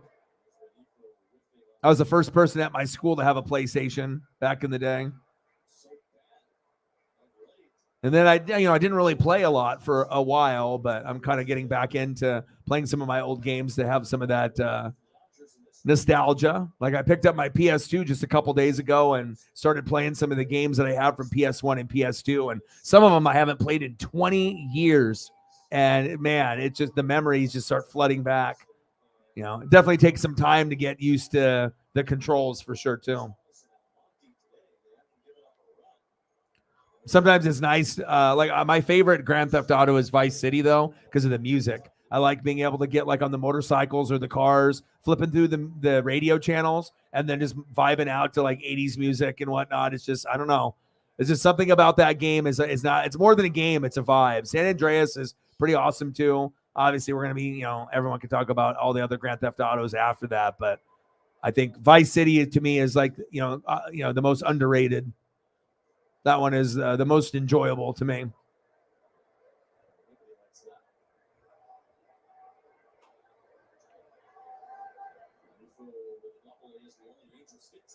One-two pitch. Rengifo. Wow, another little bloop single. Nice job. All right, a little bit more action. We had to wait to the 8th inning to have any action yesterday. Dodgers won, 2-0. But this matchup, we're getting a little bit more action. Obviously, we're getting the amazing pitching by Ohtani minus that one pitch to Freeman that went yard. But other than that, he's been magnificent. All right, how many pitchers are the Dodgers going for? Their 4th pitcher. It's like, where are they getting these guys? Next up, shortstop Andrew Velasquez.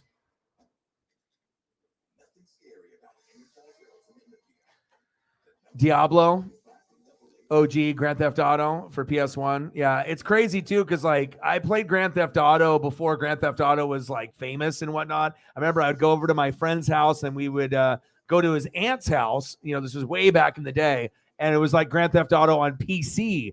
And when you played the first couple versions of Grand Theft Auto, it was a top view. So you would be on the PC, you know, like Windows fucking 95 or some shit, or 98, right? And then you're at a top view and you're doing like the missions, but you just see like the city from above, and like you go in the cars and go down the streets. And even though it wasn't like 3D, like, you know, Grand Theft Auto 3 and Vice City and San Andreas was, it was incredibly fun, you know? And like I said, I kind of had a feeling that that game was going to blow up because there wasn't a whole lot of games that had that kind of concept of the violence and the missions and the cars and the cool things you could do. I was like, oh, this could be cool. And then obviously when 3 came out, it was game over. You're like, oh, wow. You know, I can't even tell you how many hours. I still have like my fucking memory cards with some of my save spots on there, but I have about 20, I think about 20 PS2 games.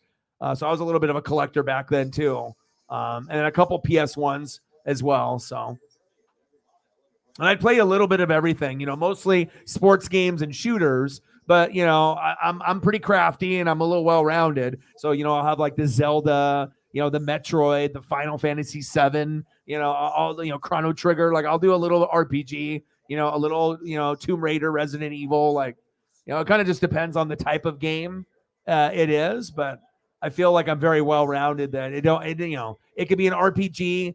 And a lot of times that people that like RPGs, they don't like anything else but RPGs. That's like what they like. But, you know, sometimes it's good to, you know, switch it up from playing, you know, Madden or, you know, 2K or, you know, doing a shooter and then, you know, flipping up to something else. I like a lot of Japanese games too. And like the rare stuff.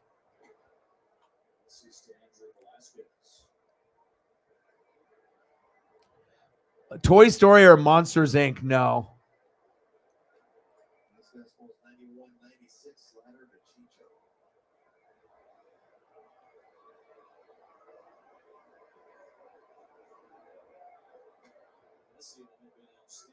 Pitches outside. 2 balls, no strike.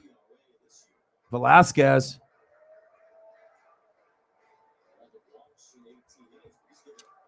Yeah.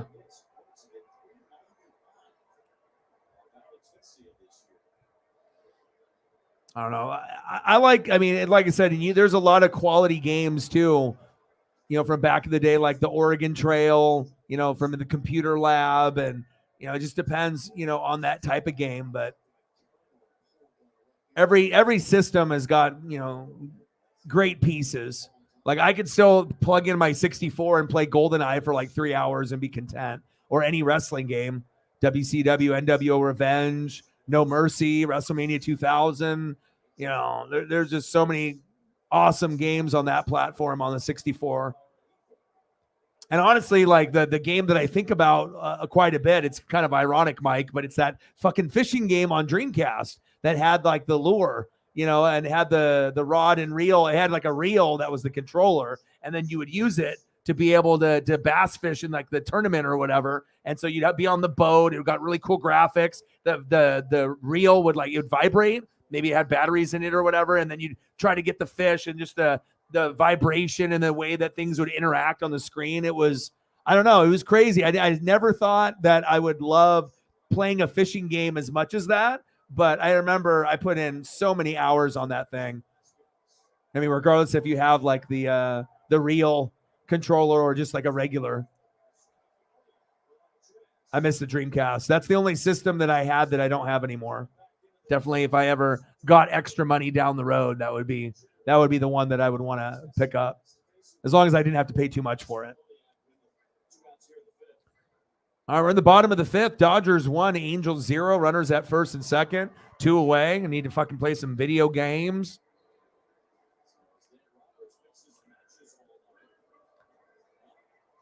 Oh, man, Capcom and Konami. Yeah, I'm that same person, man. Bro, I was born in 82. So, I mean, I've literally played, you know, from the birth of like Mario, to the Game Gear, to the Mortal Kombat, to the Street Fighter, Killer Instinct. Like I like just going through all the different phases of the systems. It was wild. I mean, we still got outside. People actually went outside, even though the games were getting better and better, and they were exciting and whatnot. But we still got the basketball, baseball, and football in. It seems like now you never see anybody fucking shooting on hoops anymore. You'll go to a neighborhood. I'm walking Paisley. I see like fucking 15 hoops, and I never see one motherfucker on it. Maybe I see like one where I'll see like some kid at some point, is shooting, but it's just crazy on how many basketball hoops like don't get used.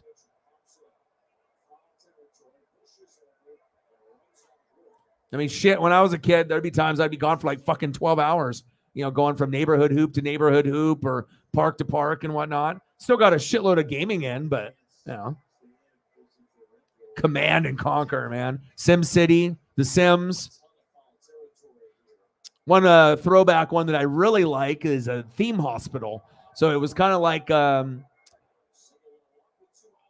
don't really want to say like The Sims, but it was kind of like The Sims, but it's like you build a hospital, then you have like the doctors and the workers in there, and they're all interacting with each other. You got to make sure everyone is like, cured, and they're in the waiting table, and they have like, the different upgrades of like the machines that you can get, and the profits that you're making and everything. Like, I don't know. I just thought it was such a weird, unique thing, and it was like I think like a Japanese conversion. And I was like, this is kind of dope. And I was like, I didn't know what to expect at first, but then you start playing it and it's got good graphics, good sound. The building was cool. And then just the interaction. I mean, it's just crazy. But also too, I could say that with The Sims. I mean, when I first got into that, I was like, holy shit. I can't even tell you how many fucking expansion packs for The Sims that I bought back in the day. Popped up. Oh, he dropped it. Bush.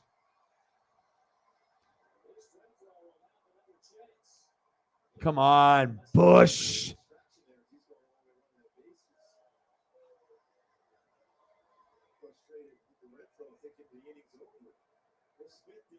Bass Pro, 3D Fish.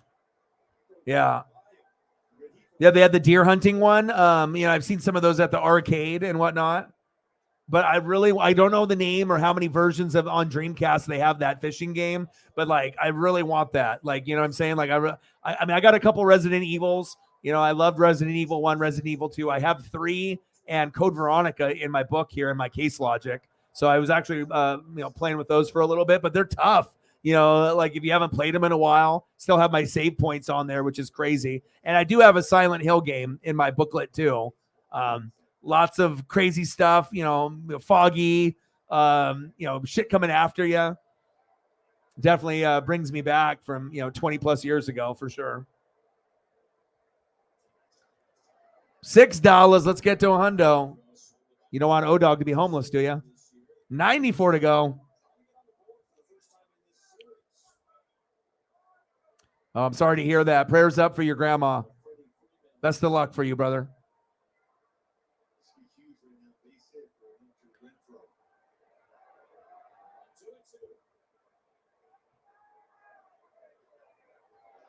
Yeah. Popped up. Outman, he got it. And that is the inning.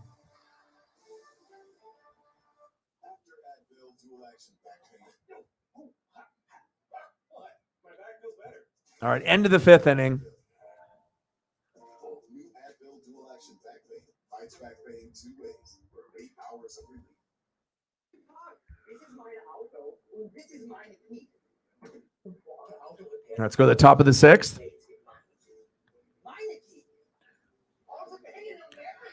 Yeah, I like the ninja type games. There's a few. I have to go back and look to.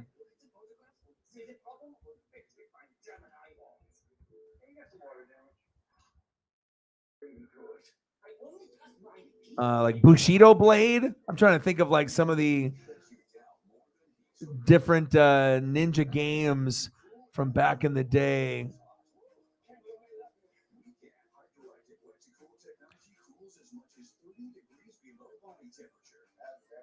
And I have one of them, an old school one here.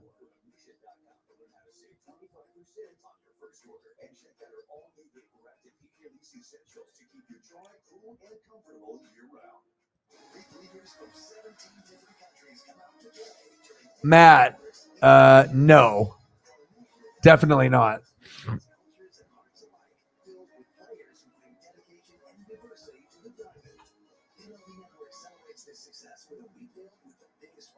In-depth interviews and unparalleled insight from TV's best baseball analysts. It's baseball without. Now, I was hoping for something cool to come out of that at one point, but I mean, I don't follow anybody.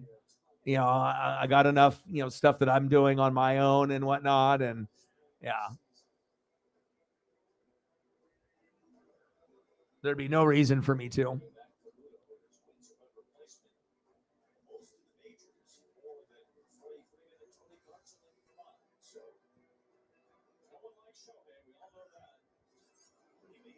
All right, we're going to the top of the sixth. Hopefully we'll get some other goats to come through and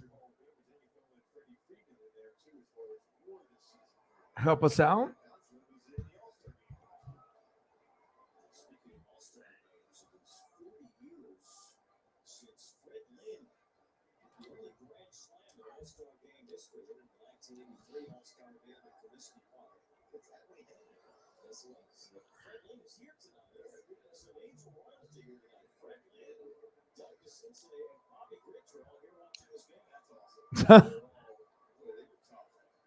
Yeah, I love the side missions and all the crazy stuff. I mean, I can imagine. I mean, especially when it ends up coming out, it's gonna like be the top game for who knows how long. Even if they don't have like the online stuff available for like a year or two, because they want to, make sure it's done right without like bugs and whatnot. Even though everything will have a session of bugs, and you'll have to kind of get through them. But I mean, I imagine just once that game comes out, it's going to be so big. I mean, look how long the Grand Theft Auto, the last one that we've been sitting on. We've been sitting on that one for like 10 years.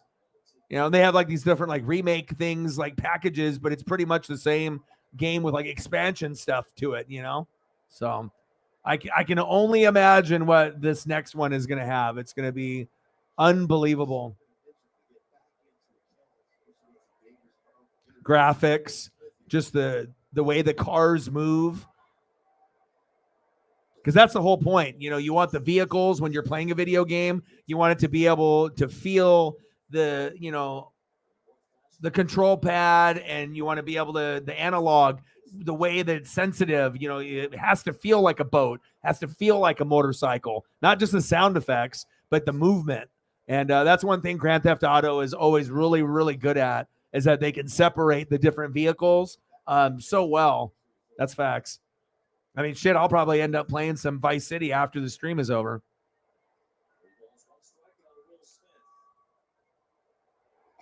Pitch is high, and he walked him.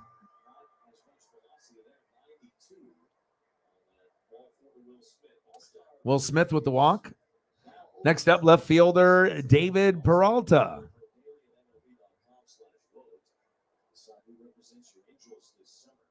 Phase one balloting ends tomorrow. Remember, they now do that second phase of voting where the finalists are then put into a pot and you have to re-vote. I don't know why they do that. If you have the voting and the guys win, then they just send them to the All-Star game. But it's really not that complicated. But there's going to be a second phase of voting that will include all the people that won the first time. 0-1 pitch. Chop towards first, foul. Phase one will suggest two Angels will be starting the All-Star game. They got the All-Star. What do we got? Judge, Trout, Arozarena, Chapman, Bichette, Simeon, Vlad Jr., Rushman, and Ohtani.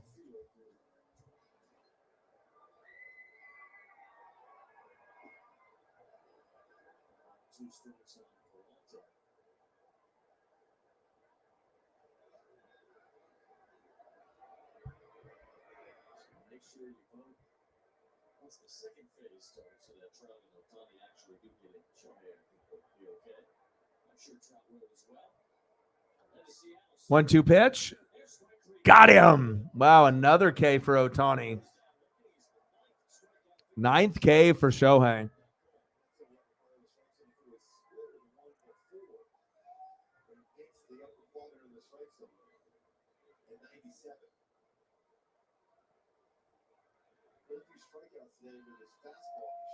Peralta in disbelief.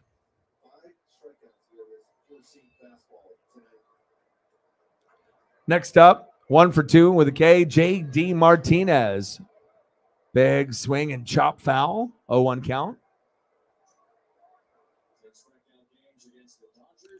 Most strikeouts for the Dodgers. 4 with 10. Richards with 11 with the record. He's at 9.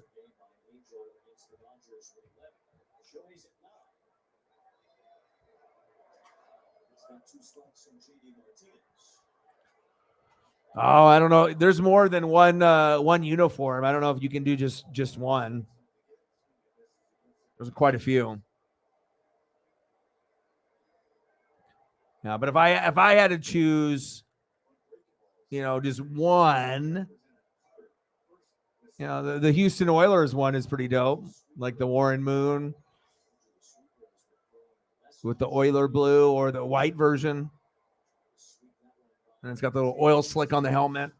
Then you got like the old school Patriots where you got the Patriot on the helmet. I mean, regardless if you like the Patriots or not, that's just kind of a dope uniform. Uniform helmet combo. Eagles with the Kelly Green back in the 80s with Cunningham. Seahawks back in the 80s with the 80s, 90s. They had a couple of different vibes. I won't say Tampa's because those jerseys are a little too orange for me. They feel a little too much like Tennessee Volunteers. But I do like the white version. The white version of like when Steve Young was on the Bucs back in the day. I mean, what could have been? Steve Young, if he would have stayed there and not went to San Fran, and then if they would have got Bo Jackson, and then if he actually wanted to play for Tampa, like what could have been there? Steve Young and Bo Jackson on the same team. But then Bo wouldn't, we had to make sure Bo was doing the Bo thing. Bo knows. And obviously Steve Young was, not going to win anything in Tampa, but came in right after Montana and got it done.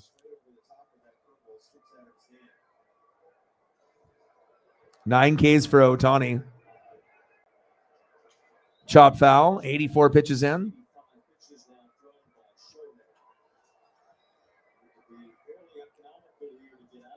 There's a lot. I mean, every team, if you go back, I guess it just depends on how far you go back. I think a lot of the uniforms from the 70s, 80s, and 90s are better than the current stuff that we have. Some stuff is kind of simple, but sometimes simple is better. I feel like a lot of times, when people are making these like uniform changes, and these little minor changes to sports, so that they're like ruining the game. Like, NBA All-Star Weekend, rookie, sophomore, or USA versus the Globe International, instead of doing this little 3-on-3 shit that they're doing. And, the dunk contest and the 3-point contest, that shit used to mean something. And All-Star Game is a complete joke. It's got him. 10 Ks. 10 Ks for Ohtani.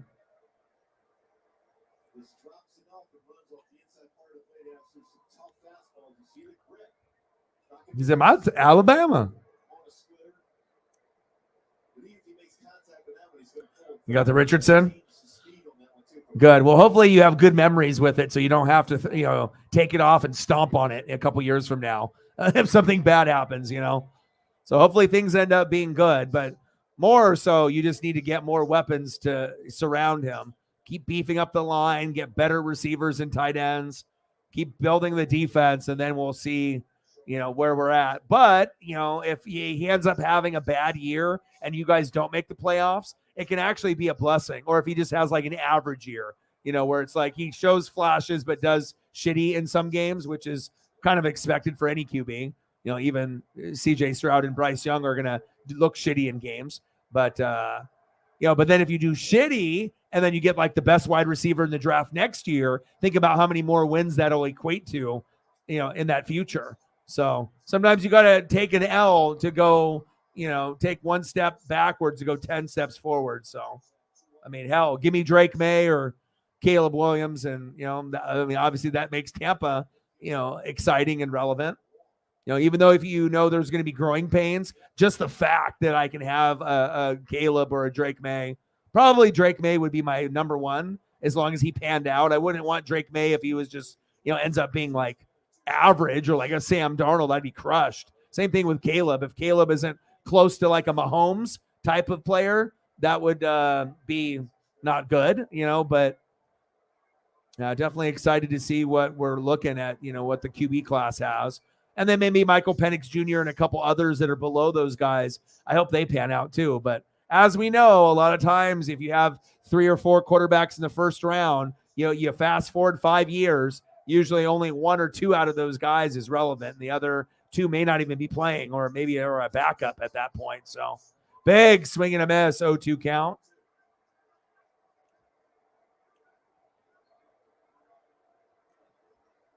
But I'm happy that you got it. It's always good to be able to get the merch, especially when you ordered it a while back. Yeah, but it all depends on, how many losses I can have. We have to tank without looking like we're tanking, but actually tanking, Big swing and a miss. Got him. 11 Ks for Ohtani. Wow. I knew this was going to be a special performance.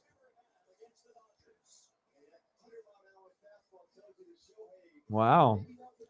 11 Ks for Ohtani, and they're still losing. All right, let's go to the bottom of the 6th.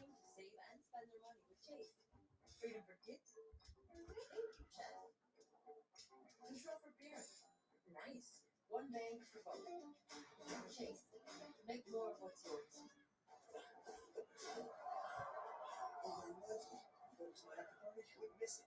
So we'll see where we're at, but again, we might get in a position where we're like Sarah's Colts, where she's thinking she's going to get, one of the 2 guys, CJ or Bryce, and then someone comes out of nowhere, the Panthers, to steal essentially your player away.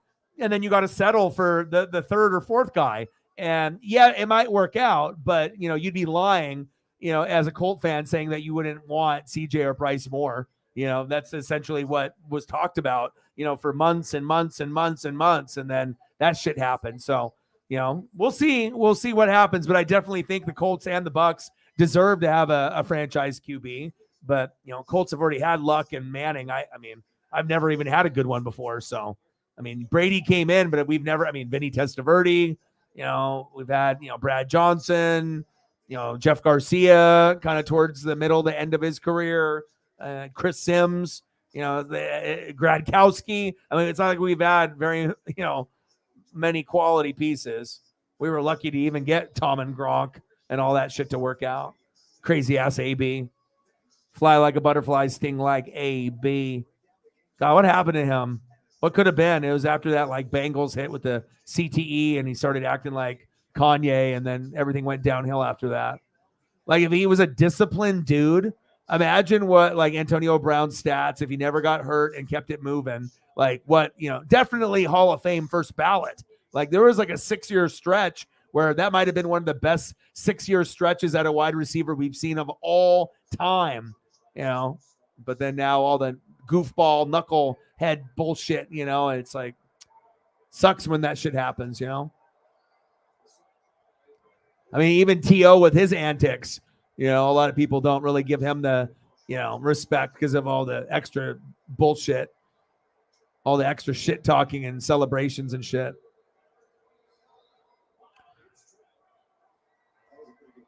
Trent Dilfer. Yeah, Sean King. We made the 99 NFC championship with Sean King, and we couldn't even get a touchdown in a game. Our defense was so good, we were only giving up, like 10 to 15 points a game, but it's like you couldn't score that much. So you had to pray that you could win like 13 to 10. And a lot of times, you can't, but, or you can win enough games to get to the playoffs. And then we had to upgrade, get rid of Dungy. He built it. You know, Dungy went to the Colts, got his Super Bowl with Peyton, and then was able to, you know, get Gruden and get the right pieces there. It also helps when you have Hall of Famers, and we had like 5 of them. So most football teams don't have that many, you know, but when you end up having Warren Sapp, the best of his position, Derek Brooks, the best of his position, John Lynch, top 3 at his position, Mike Allstott, the best at his position, and then Rondé Barber, and, you know, a top probably 7 at his position. But if you looked at really what Rondé did, even if he wasn't top 3 or top 5 corner, you know, maybe some people would say he was at times, but you know, he gave you the ability to get sacks off the edge from like special blitzes from Monty Kiffin. So he could get like the, you know, 20 picks and the 20 sacks, or 30 picks, 30 sacks. And he's like the only motherfucker to do that. Like, so people don't really realize, I think, like how good Rondé was. People talk about Tiki all the time, but Rondé is one of the most underrated corners of all time. We would have never been able to win the Super Bowl without him, let alone with that pick 6 in Donovan taking it back 95 in the NFC Championship game. I will never forget that. That was probably the most exciting sport play for me in my life. It was seeing Rondé, Eagles driving. It looks like they're going to the Super Bowl. And then right when I'm about to lose hope, he steps in front and runs it back for a 95-yard pick, and we win the game and go to the Super Bowl. And I already knew we were going to win the Super Bowl. Like, that was the Super Bowl, that Eagles-Bucks NFC Championship game. And we lost like 3 or 4 times in a row to the Eagles prior to us finally fucking beating them. So that's what made it so good. But that was probably the most iconic moment in sports for me that happened like live. And I just, you know, because at that point you didn't really know what we were going to do, or how, you know, you knew that you hoped that we were going to be able to get to a Super Bowl or 2. And if we got there, you had to win, because you probably won't get back there again. And that's exactly what happened. So, you know, I might be a Buck fan and I'm not a bandwagon, but I have got to experience 2 Super Bowls and 2 wins. Not very many people on planet Earth can say that. So unless you're like a Ravens fan, you know, that as well. So yeah, me too.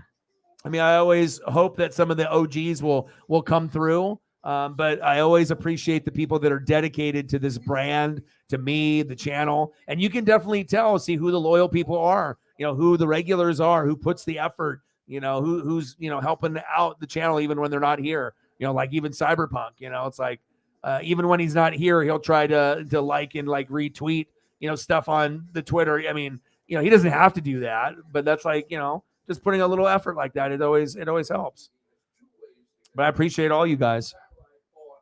But yeah, it looks like tomorrow we'll end up doing probably just like you know, a fan's choice, because there's no baseball games that are going to be on tomorrow. The last one is at 4:05 Pacific, and I might be able to be in here to do the Mariner Yankee game and prep in time, but it just depends on, you know, how much work she has to do with, you know, in here and whatnot. So we'll see. But if we don't, I mean, I would rather probably stream later at night anyways. So that's at 4. I would normally like to stream around, you know, 6:30, you know, 6:30, and then go to like 6:30 to 9:30 or 6:30 to 10, you know, something like that. So we'll probably just do a freestyle. So whoever shows up, you know, we'll the people that donate will obviously will get first dibs.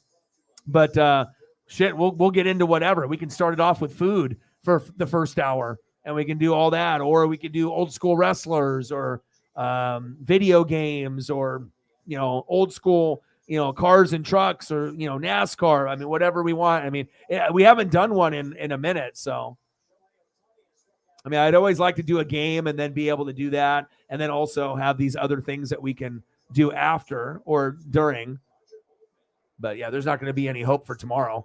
I mean, like I said, that's I hate it when they do that though. Like, you can't leave me one game. Like, I don't even give a shit who it is. I mean, it could be the Nationals and the whoever, the A's. At least that gives me something to do, and then scout those teams and whatnot. But I think the freestyle will be fun tomorrow. Talk some NFL. I mean, I don't know how much we'll get to talk about, unless we get like blessed with like Dalvin Cook or DeAndre Hopkins news tomorrow from the sports gods, you know, to give us something to talk about on top of all that stuff. I'm not trying to talk that into existence, sports gods, because I know they're listening. They're like, oh, this motherfucker called us out already. He's like, oh, he did. So we'll see. But that will be really, really creepy if we actually do get Dalvin Cook or DeAndre Hopkins news tomorrow. But But it hasn't been the first time, nor it won't be the last time that I say something and then it happens, because there hasn't been any indication that anything is going to be done tomorrow for Dalvin Cook or DeAndre Hopkins, let alone both, which would be very unlikely. So NBA draft. There you go.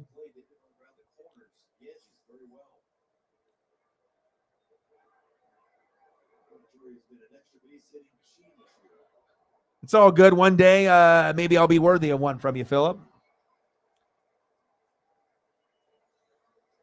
I mean, we kind of go through runs. Sometimes we'll hit 100, 200, 500. Sometimes it'll be under 50, and other times it'll be something legendary, like over 1,000. But things definitely have been way more challenging in 2023 compared to 2022, though, for sure. But you just got to keep faith. Like I said, I mean, if you have dreams and goals, a lot of people quit. A lot of people give up. Times get tough, sometimes, but like there's a lot of pressure, on being a streamer or someone that, does this work. Cause like, let alone the amount of reading and film study I got to do, all the preparation that goes in, with the thumbnail and everything else. And then hoping that you can have money to live, hoping that everything works out, that you're going to be able to get enough support to pay rent and bills and, all that. It's not, luckily I don't drink every day like I did. And sometimes, you'll cope with things different ways. Obviously people with stressful situations, sometimes people will drink, but obviously since I live out here in Oregon, I tend to go more the dispensary way, and I'll go there, and usually that suits me a little bit better. So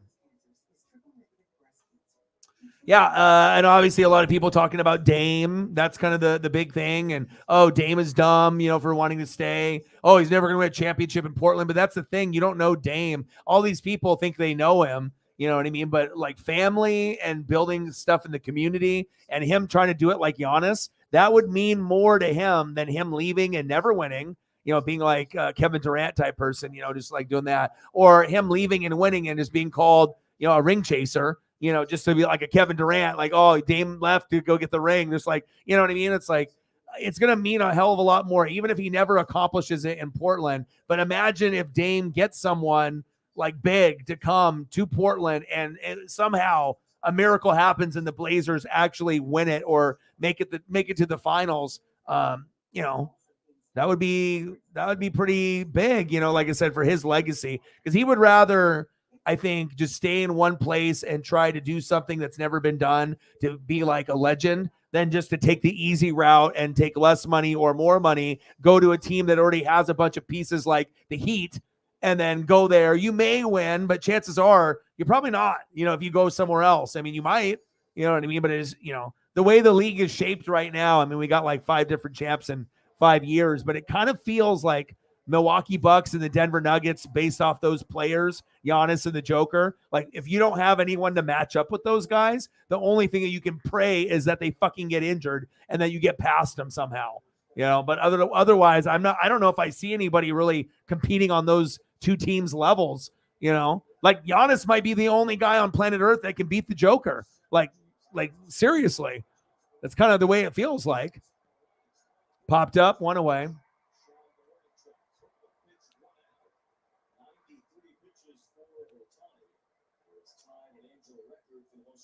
In the game against the Dodgers in 26 years of Major League play. Still got Shohei in there. September of 2015. There's a chance here with his next.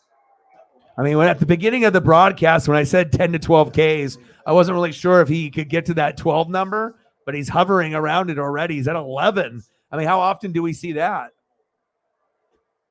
You rarely see guys, that get 10 Ks. I mean, it happens here and there. But above that, like 11, 12, 13, 14, 15, that's like, it's pretty rare nowadays for sure. Yeah. But again, it's all about, not necessarily wanting to rebuild, and there's a couple, players, even a player that's a point guard that might go top 3 that could play with Dame, and Dame moves to like the 2, or this rookie coming in, plays point guard, moves to the 2. and then deciding if they try to trade away Anthony Simons and try to get like a veteran player like Shea or, someone nice, Bridges. But I think we need more than that. We would need like Dame, this third pick in the draft to hit, like it's Scoot. Then you'd have to get Draymond to agree to come to Portland, and then like a Bridges or someone. Like we need like 3 or 4 like huge pieces for Dame to be in a position. Like we're nowhere near, but sometimes the loyalty, it's, he's kind of he's a real one. He's not like a lot of NBA players. Like he is more genuine, I feel, than a lot of the NBA players that are out there. And I think there's just like a lot of haters that talk shit and they don't really know what they're talking about. Because for him, it's not about the fame and the money. Shit, if he wanted to do rapping after his career is over, he would be able to do it. Connections with Lil Wayne and just his skill set. If you look at like any of the, pro players that rap, he's definitely by far the best. So, I mean, money isn't an issue. It's the honesty and the loyalty, the legacy. Sometimes it's not about chasing the money. It's about building something, and doing the impossible. So, fuck, I would love to get Draymond, honestly. I've always been a fan, and I know he's like a pest. He's annoying as fuck, but if he's on your team, he can help, even if he's old. So I would love to get Draymond. That would be my number one. And then depending on what we do with this pick, just get the best, possible player. And even if they grab, Scoot or one of these guys in the top 3, with like a point guard, that doesn't mean that Dame's gone and this guy's the replacement. I mean, it could be, but I wouldn't be getting rid of Dame because you're never going to get good trade value. If Dame leaves, what are you going to get? You're going to give me some Cheetos and a couple second rounders, and I'm supposed to be like happy with that? Fuck out of here. Like, I want to still be like relevant. We're already like kind of crappy. You want us to be like worst in the league. Like, so it's like when you have a superstar, you don't want him to leave for nothing. But if it's Dame's choice, I'm cool with whatever he wants. If he got to a point and he's like, I'm out, I would understand. I mean, hell, he's been here forever. They haven't really helped him. But also with Paul Allen dying, and having the sister and the Allen family, Jody, and running the Seahawks and the Blazers, they don't know what the fuck they're doing a lot of times. So it's like you needed to have Paul still alive, and that was kind of a shame because if Paul was still running it, maybe the team would have been shaped a little bit different. But the Blazers have never really been good at getting guys in free agency because we don't have like the nightlife like Miami or LA. You know what I'm saying?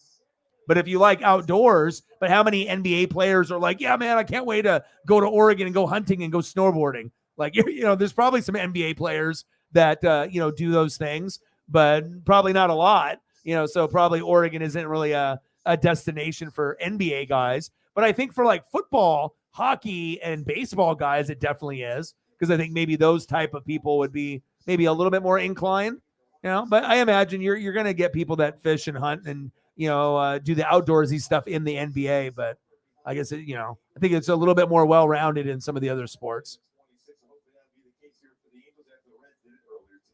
Angels trying to get that tonight as they trail 1-0 in this game. Just so many Dodger pitchers have come in and shut the Angels down. Yeah, but Shohei Ohtani Wade has been unbelievable tonight. We talked. Let's go to the bottom of the 7th. He's dominating this game. Just need a little bit of offense to be able to get this win here late. Yeah, especially with Ohtani having this like crazy career K night. You don't want him to lose. Guy's got 12 Ks and they don't even have a run. That's rough. It's like the Mariners. Introducing the Easy Unlock. Bring your AT&T lock phone and T-Mobile will pay it off and give you one of the latest 5G smartphones free. Yeah, but no one wants to come, and they know that, Dame is good, but it's just they don't want to, it's just like, people, a lot of these NBA guys, they want to party and they want, they want to be in that particular city and whatnot for the nightlife and whatnot. So, or if they, strip clubs and all that, but hell, Portland's got the most strip clubs per capita in the nation, I think. So maybe and then obviously you can't be really indulging in the dispensaries and breweries too much. Cause then if you do that, then you turn into Greg Oden where he blames Oregon for his downfall, not his body or his decision-making. You definitely have to be strong-willed in certain places too. Because, things could definitely get out of control. It's like if you don't have any help with like the drinking or, breweries, dispensaries, wineries. I mean, it's plenty to do for sure. Fifth Dodger pitcher. Ward pops it up. One away.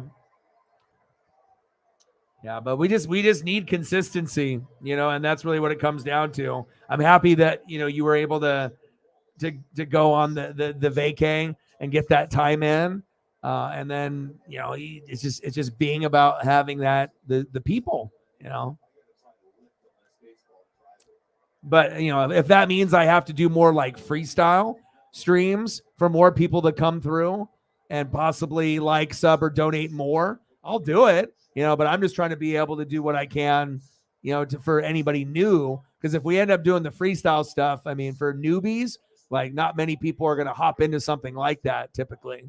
But hell, if that's what people want to do, then I'm willing to go that route. If we can get more people to come through that way, or maybe even some of the old school people.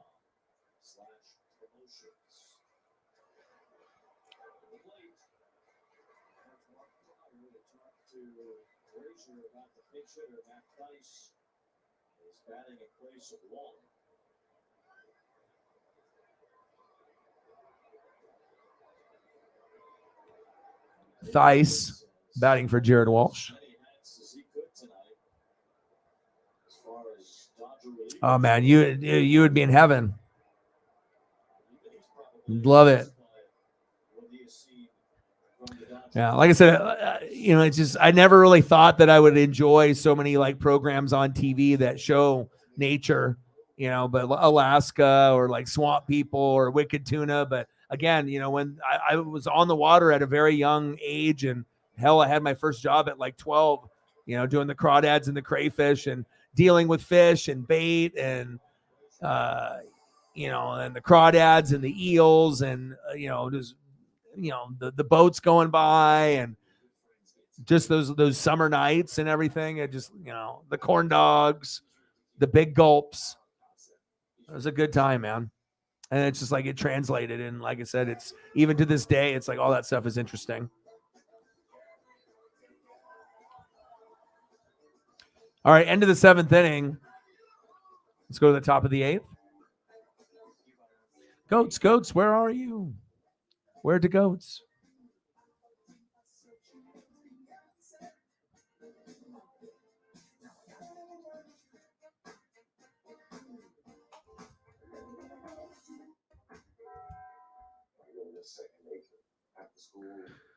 All right, we're going to the top of the 8th. 1-0 Dodgers are up.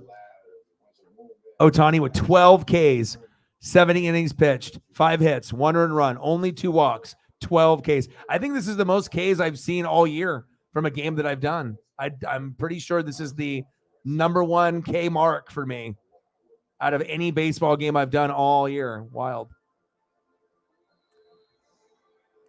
Realistically, we just need more people to help so that way we can get to 20. I mean, I've already been to 20 twice, you know what I mean? But that 25 is totally out of the question because, I mean, you have to be realistic. This is, 25 is way, I mean, unless you go like something goes viral, or someone famous tags me or something, but that shit ain't happening, it's all, it's a difficult thing.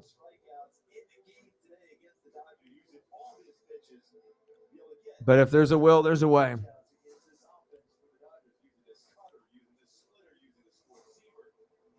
Yeah, I think first off, just people, that were showing up before, just being consistent, you know what I mean, and having that base,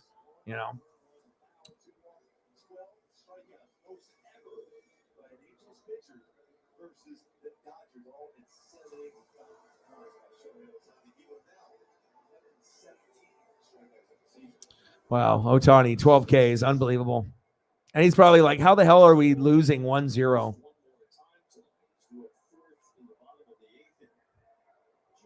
Now they got Jacob Webb in.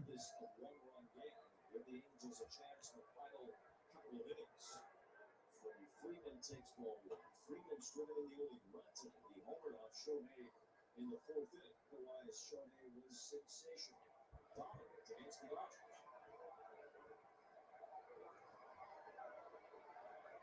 Big swing and a miss.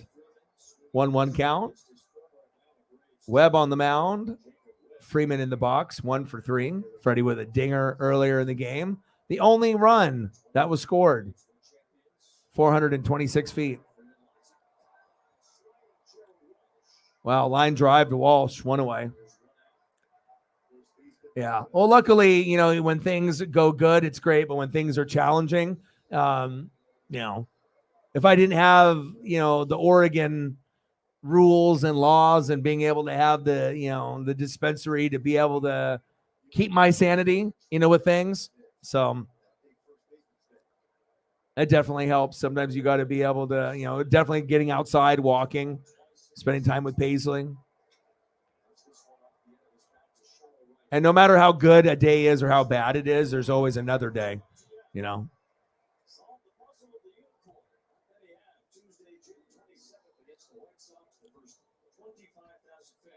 Smith flied out to right.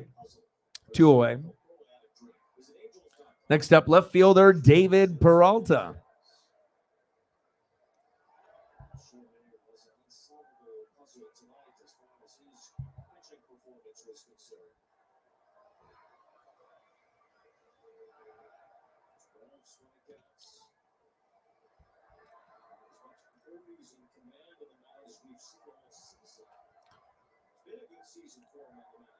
Top of the 8th, 2 outs.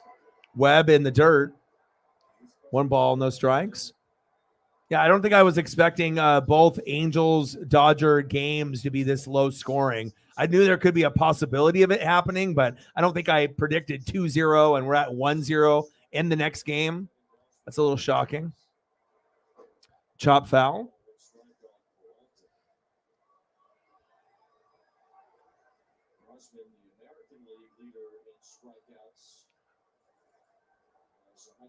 Yeah, absolutely.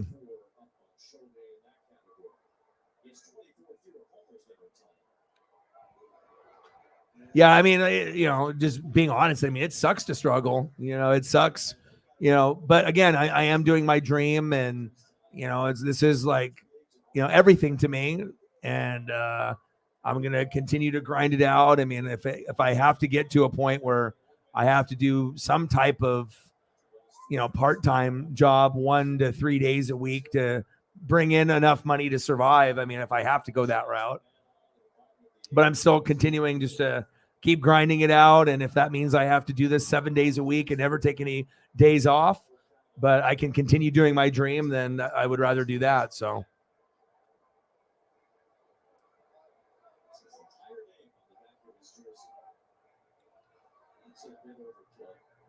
I don't know. Sometimes, you know, being by yourself is much better than being with the wrong person.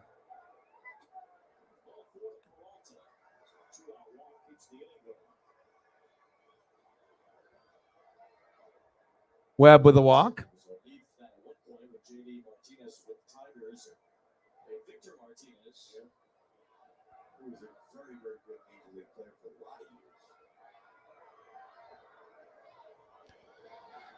All right. Top of the 8th, 1-0 Dodgers, 2 outs, runner at first. In the box, J.D. Martinez. Big swing and a miss.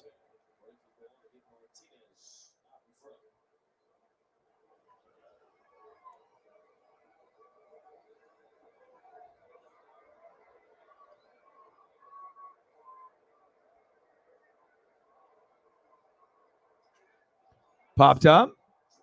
Back. Wow. What a defensive play by Mike Trout. Oh, my. That was a deep run. Trout.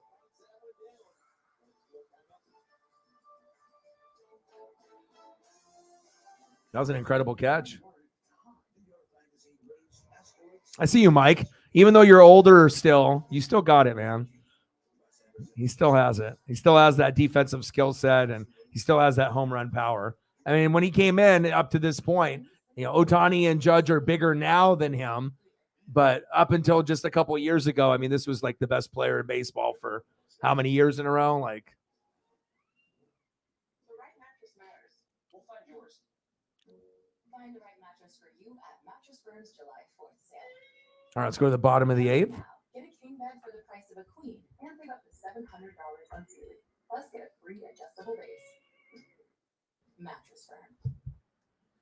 The future stars of the game come out to shine during the MLB Draft Combine Week on MLB Network. It's a high-profile, high-stakes week where dreams can come true as the game's top prospects showcase their skills. Big league scouts, coaches, and execs, and TV's best baseball analysts break it all down with in-depth profiles, interviews, and insider access you won't get anywhere else. Yeah, I don't know. I think, like I said, you got to be able to find your, own happiness. Like find your, your thing that you love, and just because people are in relationships and stuff doesn't mean that it's good or it's or you're happy, for that matter. So,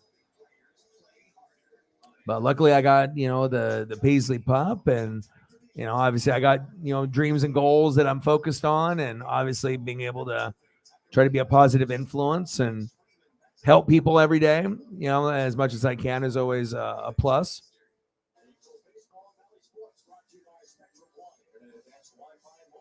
Sometimes just doing those little things, they go a long ways.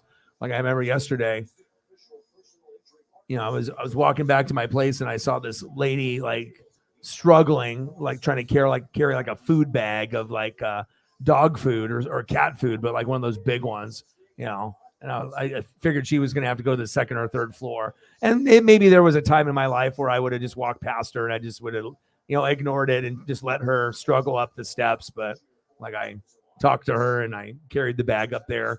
I don't know, sometimes just, lending a little helping hand and being a good person can, change a day of, someone having a horrible day to actually, having things be a little bit better. So.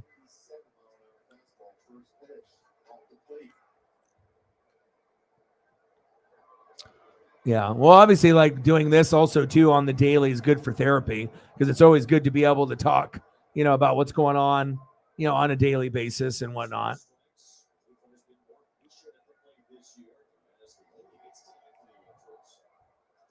Bottom of the eighth, Dodgers 1, Angels 0. 2-0 count to Rengifo.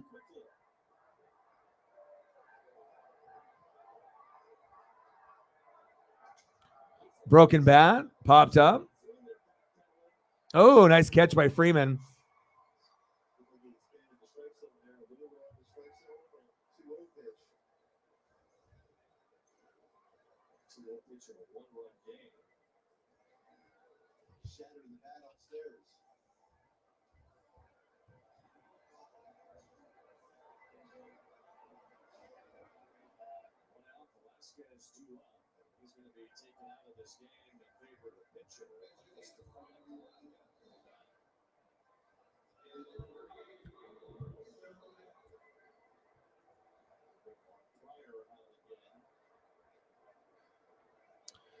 Oh, Mark Pryor coming out there. I always get nostalgic when I see him. It's like it was just a couple years ago. I was watching you pitch with the Cubs with Kerry Wood. That's when you're getting old, or older, when you start seeing guys, or athletes that you watch, and all of a sudden you see their sons now are in the league or they're about to get in the league. Pretty wild.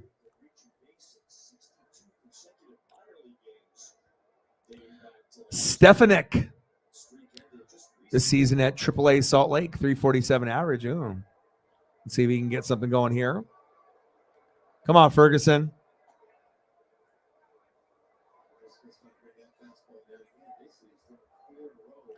I mean, for the Dodgers to get a win, even if it's cheap like this 1-0 when Ohtani had 12 Ks, that's crazy. Like, imagine getting 12 Ks and being one of the best pitchers in the world and then losing 1-0. Like, how terrible. I mean, it's one thing when you lose 10-0, where you're like, well, shit, we had no chance. But 1-0, like, you're like, we had it. Like, we were right there. Like, how could we like have Shohei have such a great night and then do that shitty in return for him? Like, and maybe that'll be one of the reasons why he leaves the Angels, and goes to a team like the Dodgers or Yankees, where he'll get a little bit more run support. But it's not over yet. Ooh, Ferguson. 3-1 count.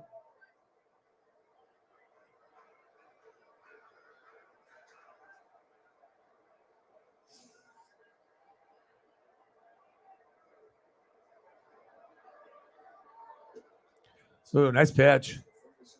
3-2 count. Ooh.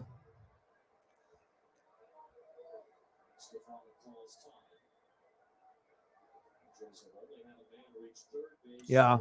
Well, I'm pretty much am. I pretty much have been for 10 or 15 years.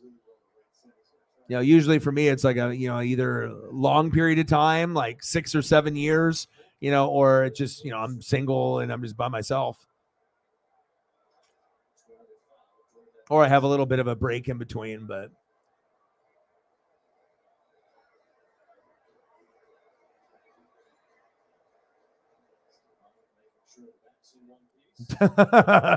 Yeah. Was that the highlight of your life? The highlight of your life should have been getting that duck chain. You're like, oh yeah.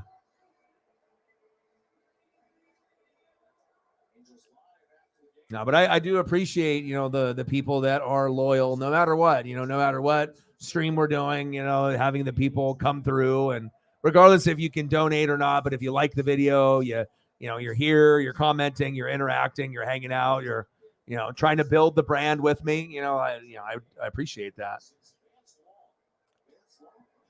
And obviously we're at kind of a dead zone right now where it's, you know, even if I love all these sports, you know, not everyone loves the NBA or NHL. Not everyone loves baseball or NASCAR, you know, or wrestling for that matter. But I think wrestling and football are probably the easiest to watch at this point. Loyal to the soil. It's just one of those things. I also think too with like certain channels where you get, you know, the followers. It's like when they see the number, you know, a certain number, whatever it is, or a certain number of people in the room or a certain sub count, and then you get people that blindly sub or like or donate without even knowing anything about what's going on. They're just following everyone else, you know. So you need to get to that point.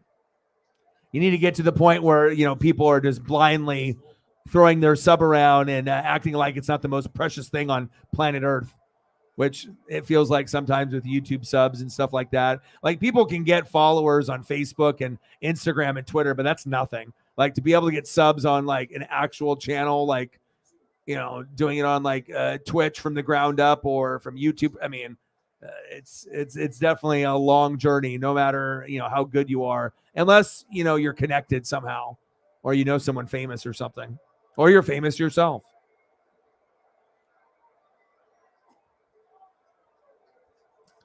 Pitches inside, 1 ball, 2 strikes. Yeah, I did. Paisley. That's good for my soul. Like heaven for me would be me walking with Paisley outside near lakes and rivers and trees, just like for eternity. That's like, you know, heaven to me. I love to be able to appreciate every minute I have with her. You know, that's how much I love, you know, it's like even just thinking about maybe her not being around, you know, 7, 8, 10, 15 years. I can't even comprehend that. So I want to make sure, you know, we're spending time outside and we're making memories and doing that. So. Too expensive. Use Priceline. They've got deals no one else has. What about work? I got you. All right, end of the 8th inning. Let's go to the top of the 9th. I mean, wish these last 2 games would have a little bit more action and excitement with more runs, but I mean, shit happens sometimes. New Advil Dual Action Back Pain fights back pain 2 ways for 8 hours of relief. Meet the team, all using Chase to keep up with their finances. Smart bankers, convenient tools. Boom. One bank with the power of both. Chase, make more of what's yours.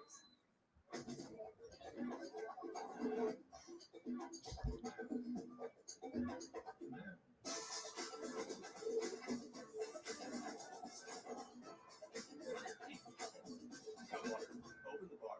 You want highlights? Quick Pitch has you covered. Packing all today's biggest plays into All right, due up in the top of the ninth. 1-0 Dodgers. 12 Ks for Ohtani, and they might still lose. I'm just bamboozled right now. I mean, I'll take the Dodger win for my dad, but wow. All right, leading off for the Dodgers in the top of the ninth, 2 for 2 with a base on ball. Right fielder Jason Hayward. Batting second, 0 for 3 with 3 Ks. Second baseman Miguel Vargas. And batting third, 0 for 3 with a K. Center fielder James Outman.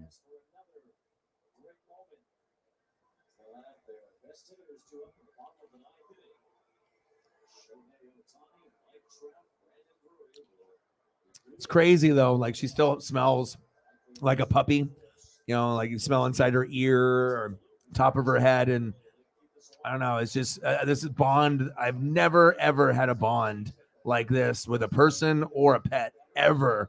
Like it's very hard to describe. I mean, I had a childhood, you know, a purebred Samoyed, which is kind of like a husky when I was little. Had that dog for like 15, 20 years. Used to pull me in a sled, you know, in the neighborhood and whatnot when we'd have snow. I mean, but that dog didn't get to live the proper life. And, you know, maybe I'm overcompensating with how much I love this dog and the connection that I have with it. But also I think it, you know, depends on when you end up getting the pet, where you are mentally and physically, you know, in your life. You know, are you at a good point in your life? Or are you kind of at a crossroads or like kind of a low point, you know? And obviously if you know, anyone that had to go through fucking COVID in that period, you know, before COVID and after, that shit was not easy. That shit was not good for a lot of us. And still to this day, it's, you know, but I'll tell you what, you know, getting Paisley not only helped cure my soul to a certain degree, but also made me want to be better, want to eat better, be better, exercise more, listen to music, get outside, and kind of check off all those boxes of things I need to do to make sure that I'm in my routine, that I'm good, you know. Strikeout, got him.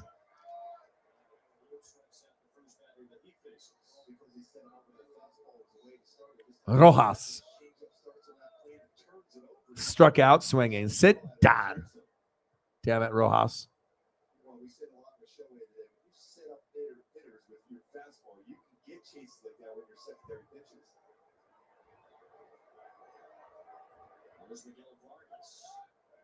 All right, from one Miguel to another, Rojas struck out. Next up, Miguel Vargas. Come on, Miguel.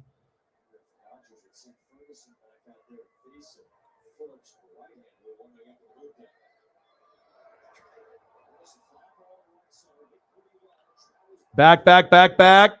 Oh! Miguel Vargas solo home run. No fucking way. Trout went up there to try to rob it. Wow. Like the least likely. And we said that at the beginning of the broadcast as well. Sometimes it's not the guys that you think that are going to make all the big plays, like maybe the Mookie Betts or the Freddie Freemans all the time, even though Freddie did homer early in the game in the fourth. But the late homer comes from someone that you would have zero expectations of getting a home run off the wall. Wow. And then it came back and hit him in the face. So he jumps up, it hits the wall, and then bounces off his chin. And the ball, the ricochet, bounces off Trout's face. Wow. What a home run. 2-0 Dodgers. And it was 2-0 yesterday. What are the chances of it being 2-0 yesterday, and they didn't get anything until the 8th inning, and the game was super slow, right? And then this game, a little different. You had a run early and a run late. Are we going to get the exact same score? It's weird. Absolutely.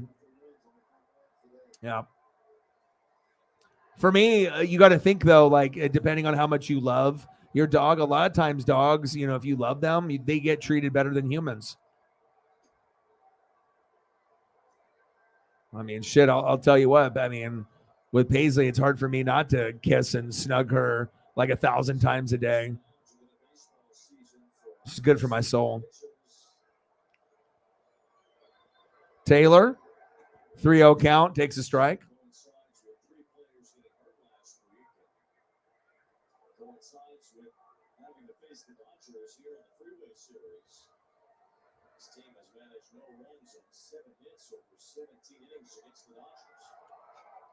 Taylor with a big rip, 3-2 count.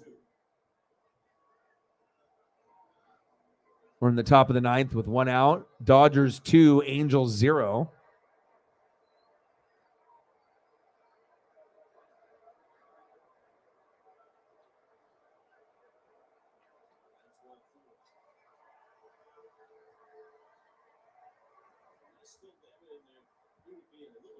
Yeah, I think the main thing also too is no matter what any dating thing or expert or, you know, anyone says anything, number one over everything and anything, you yourself have to be okay before you're trying to chase any person. If you think anything is going to end up working out, like you can have an attraction or like someone or think someone's, you know, good looking or whatnot. But if you're fucking fucked up, you know, and you're not in a good headspace, mentally, physically, all of the above, and then you're chasing, that shit ain't going to work out, you know, especially if you're not the only one that's in that boat. Because then if you both are, you know, it's just like, it's going to be toxic. It's not going to work out, you know. And a lot of times people do get lonely and they want companionship and whatnot. But again, sometimes the wrong companionship is not worth it. Sometimes you think, oh, I need to have this person next to me while I go to bed, or want to have this person with me to watch TV shows and movies and everything. Yeah, it sounds all great, you know, but a lot of, you know, relationships, it's not good. So you think you want something so bad, and then it ends up being toxic, and, you know, you don't want to get used to something like that. It's definitely better to be by yourself and be happy than be with someone and, you know, just be fucking miserable and thinking that that's going to be better because at least that person's there. All right, Ohtani, we're going to the bottom of the ninth. You need to make up 2 runs. Will they do it?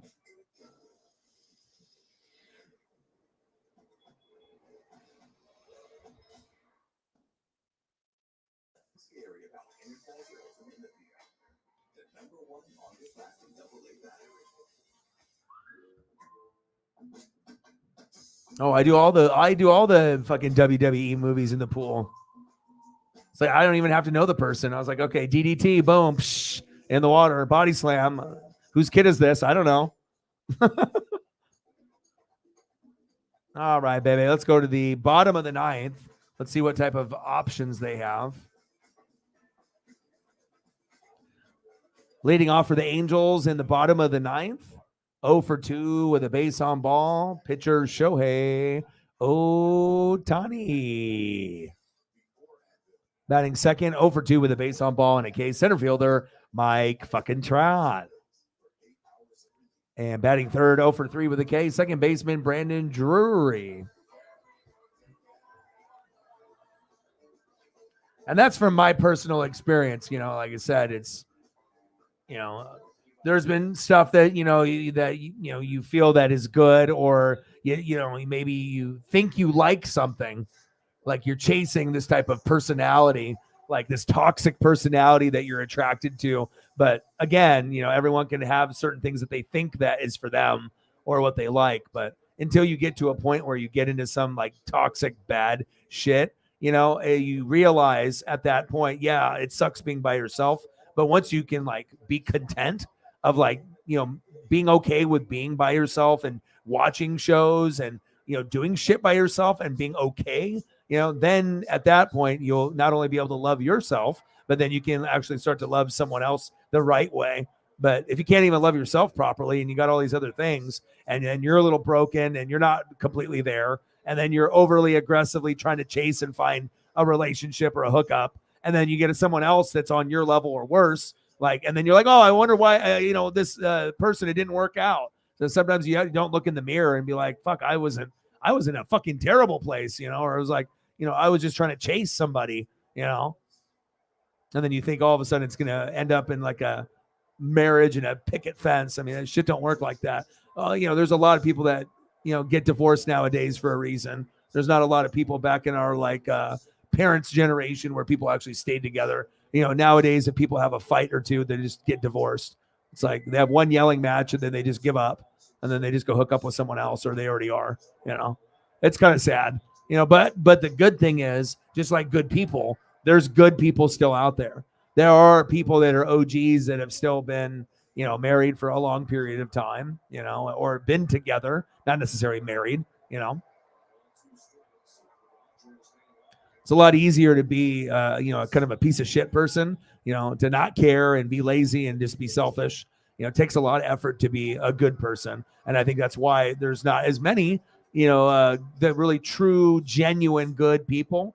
It definitely, and they're not, you have to do it for like genuine reasons. It's like you see those people, doing like videos on the internet of trying to do like these nice gestures, and stuff, but they're doing it for ratings. They're doing it for clicks, they're doing it for views. It's not really what they normally would do. They just stole someone other, one other person's idea and tried to do it themselves to, get that notoriety. That's not being a good person. That's like the complete opposite. It's like, shit, if you're going to help out the homeless, don't fucking record that shit. Just do it. Not everything has to be a fucking post or a video. That's why so many people on social media are fucking fugazi and fake, try to act like they're the savior of the fucking planet Earth and they care about everyone. Fuck out of here.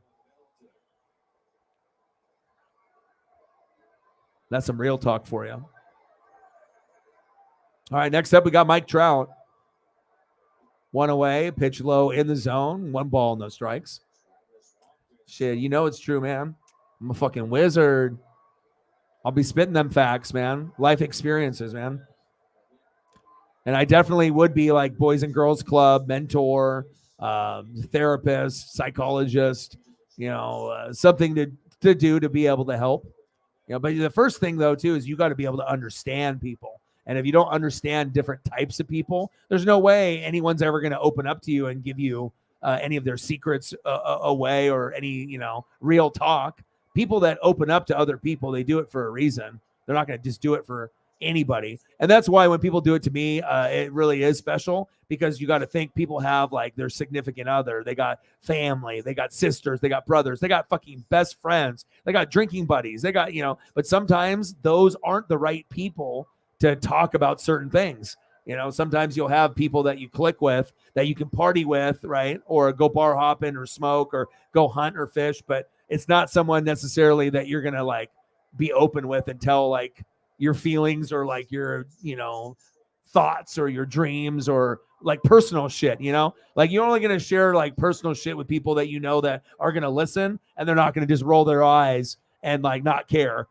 Because I think everyone has gotten to that point where you've had a friend that, you're trying to say some like personal shit and they're just drunk or being a fucking idiot. And then it's like, going in one ear out the other. Then you realize that hopefully realize that, that telling that type of information and that type of friend is not the right thing to do. But I mean, not everyone is going to be worthy of the personal info, the real talk. And that is real talk. Bottom of the ninth, 2-0 Dodgers. Phillips on the mound, Trout in the box, chop back, foul.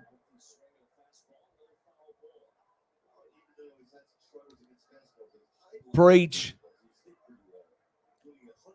Had some friends go to Janet Jackson and Ludacris last night. And obviously we know Janet Jackson, old school Michael Jackson era, 80s. And then obviously Ludacris, to me, is definitely one of the more underrated like lyricists and wordplay. Like whenever I think about wordplay, I think Ludacris, Eminem, Lil Wayne. And obviously he's still doing his thing. So good for him, I mean, everyone needs money to survive, right?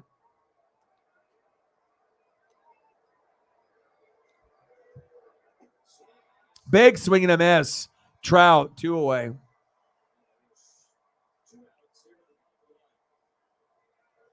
Yeah, that's true too.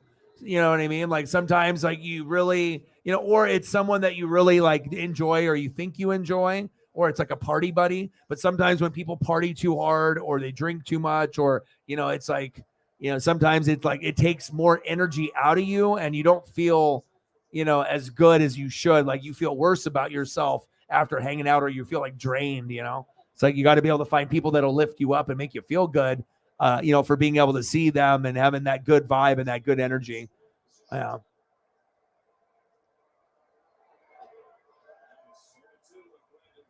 Very true.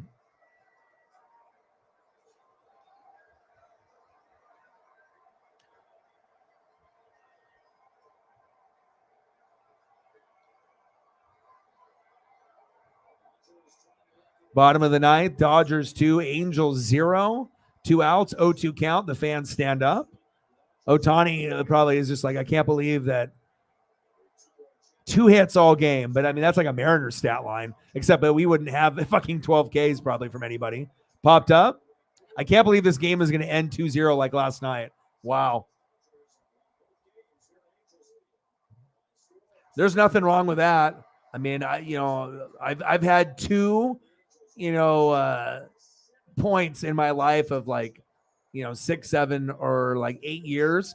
And each one of them, even though you're with, for that period of time, I mean, most of the time, I feel like, just like I am single, or it's like I am by myself. So sometimes you got to be able to find the right effort level, of love. And, obviously with me, with Paisley, it's perfect for me. So. Yeah, I mean, like I said, that's the narrative. They got swept, by the Giants, and then we didn't really know how it was going to pan out. But again, it's not like it's been a dominant win. I mean, hell, Shohei got 12 Ks, but you have to get hits and you have to get runs. And it's not like they blew them out. I mean, hell, right? They won 2-0 2 days in a row. So it's not like they, did something like incredible, like winning both games like by 10 runs or something.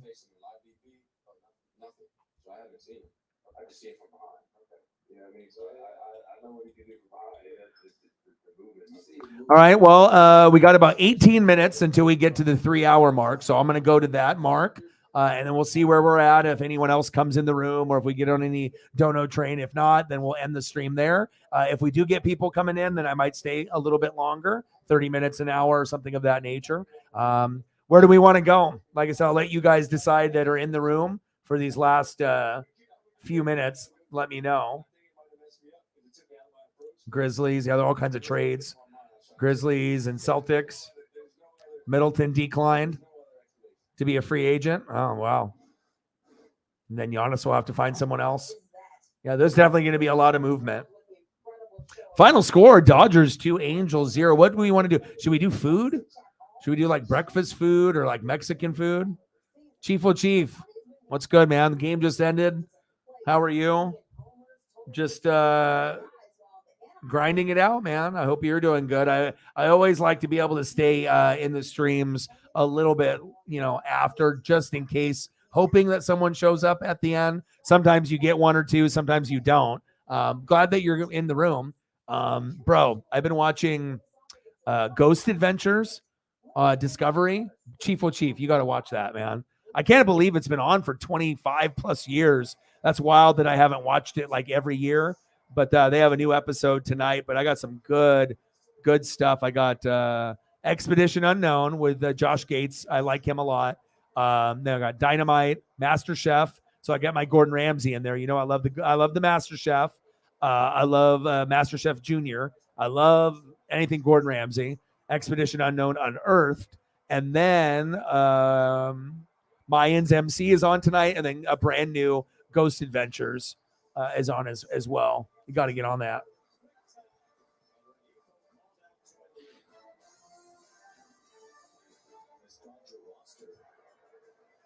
All right, man. You take care. Appreciate you. And I'll talk to you very, very soon.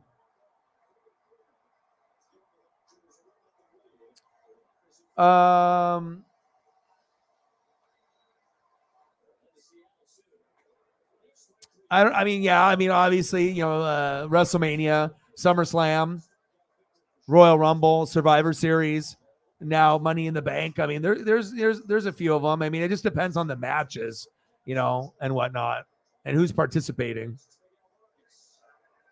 I used to love the old WWF In Your House that they don't do anymore, like some of the old school shit that they used to do.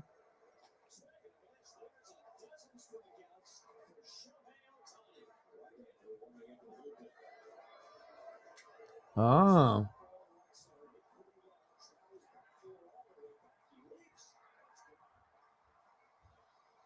Oh yeah, that's good too. You watch that? That's good. I watch that shit too. Anything on Discovery, History, National Geographic, Animal Planet, I'm watching that shit, dude. And I don't care what it is. Like, you know what I mean? I'll find that show and then you're like, I only watch this for like, maybe you say to yourself 5 minutes to like 20 minutes. And then all of a sudden 5 minutes to 20 minutes, you're in deep like 2 to 3 episodes. And then it's like 2 hours, 3 hours later, you get sucked into that stuff. But yeah, those guys are cool, man, to be able to see some of those things. I definitely think you should check out the Ghost Adventures. That one is, if you like the Skinwalker Ranch stuff, but like being able to like hear the EVP of the spirits like talk back to the people when they're in these like fucking prisons that are like closed down or mental hospital type shit, and like to actually hear the spirit voices talk to them when they like talk to them, and you can hear the playback back, and it is like, there's a lot of stuff that's not explained or unexplainable, but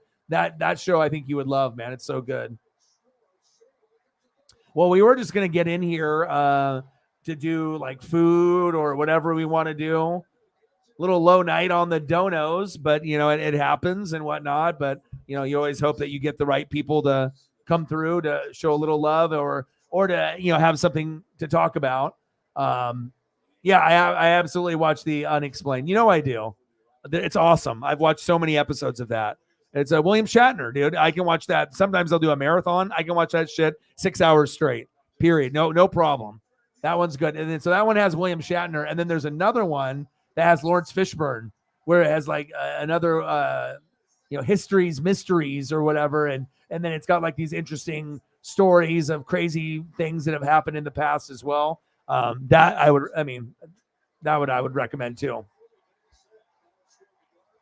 But bro, like this show has been on like 28 years, like on Discovery or other networks. Like I've never watched it like into that depth, but we gotta go on a road trip here. We're going to go to somewhere a little bit more good for the mentals. Okay, but they'll have like the recorders and the cameras, and then they'll have these experiences, and it's, some people can think, oh, they're just pretending that they like felt something, or something got knocked over by one of the crew, and it's like, oh, it's a ghost, but like when you hear like the EVP where they ask like the spirit a question, and then they have the recorder, and it's like whoa, and then you slow it down, and then you can hear the voice, and some of them like they'll say 2 or 3 words, and it's like it's the creepiest thing, and you can see like the orbs and certain things like on the camera where you can there's a spirit, and obviously they're not just going to like a regular place, they're going to places that have had like people get murdered or suicide or something, abuse, like some scandalous like crazy stuff, or supernatural, but every episode that I watch, it's definitely good, man. Like you watch one episode, like kind of like the Unexplained, you want to watch another one. Like it's like you can't leave it alone with just one. That's when the show is good. Where it's like you can just want to keep watching, more than just an hour. If an episode is an hour and you're already 3 hours in, chances are it's pretty fucking good. So, oh, you love it, man. I appreciate that. Sergio with a $2 holla. He's like, I don't want him to eat air sandwiches or be homeless. He can at least roll around in the dirt. Appreciate you, Sergio. Sergio Montano, $2 holla.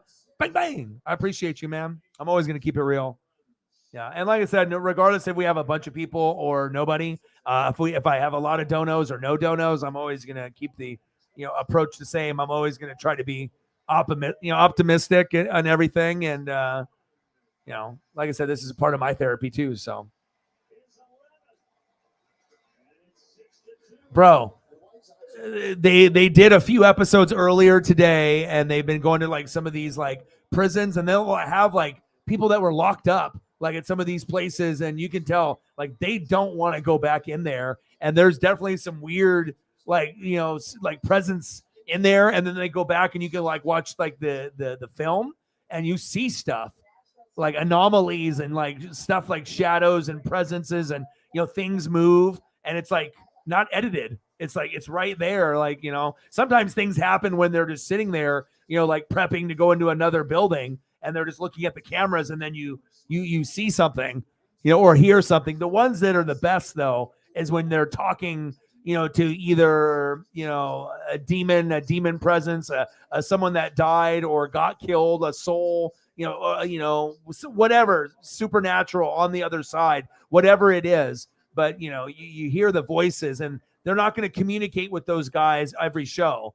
But when you do get to a place, like if it's the very first time that anyone has investigated it, and then they go in there, bro, like some of them are like 3 words and you can hear it. Like, sometimes it's a woman's voice. Sometimes it's like, a man, and like, it's creepy, dude. Like, cause it's not edited. Like that is real. Like through the EVP, it's cool. It's cool, but it's creepy, but it's like, you want to learn more and see like what else goes on in there. But they got cool people a part of it. Like him and his crew are cool. And it's kind of crazy because one of the maintenance guys that, that lives here and works here reminds me of the host. I was like, dude, this guy kind of looks and talks like the guy that's on the show. I appreciate you. Thank you, man. Yeah, you'll love it, dude. And trust me, me. I'm not going to talk about something like that or Ancient Aliens or some of these other shows if I don't think it's good, Yeah, this one's on Discovery. And I'm recording it. It's coming on. The new episode is coming on tonight. And I watched a couple episodes today. Mayans is going to be on too, which is like the best show on basic cable right now. It's going to end though. Dude, Ghost Adventures, Zach and the crew. And I don't know if they've had the same crew. Bro, they've done it for 28 fucking years. 28 years. I'm on episode 6. So the new one is Zach and the crew check in for a night of terror at the Arizona hotel where guests and staff have reported troubling paranormal experiences for decades. 8 doll hairs. Let's get to a hundo. Another $5 from Chief Will Chief. 13. I appreciate you. Thank you so much. Another tour. Thank you. It's just, it's a Discovery Channel.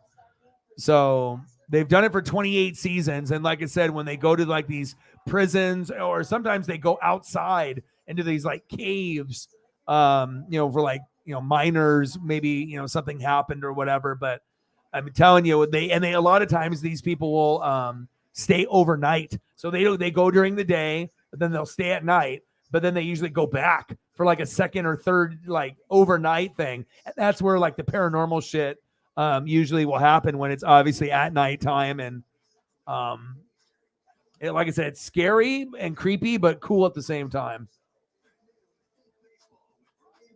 So go take your nap. Nap, boy. All right, I'll talk to you tomorrow, dude. Have a good day, brother. All right, we need to look at some food or something. Chief, what do you want? What do you want for your donos, brother?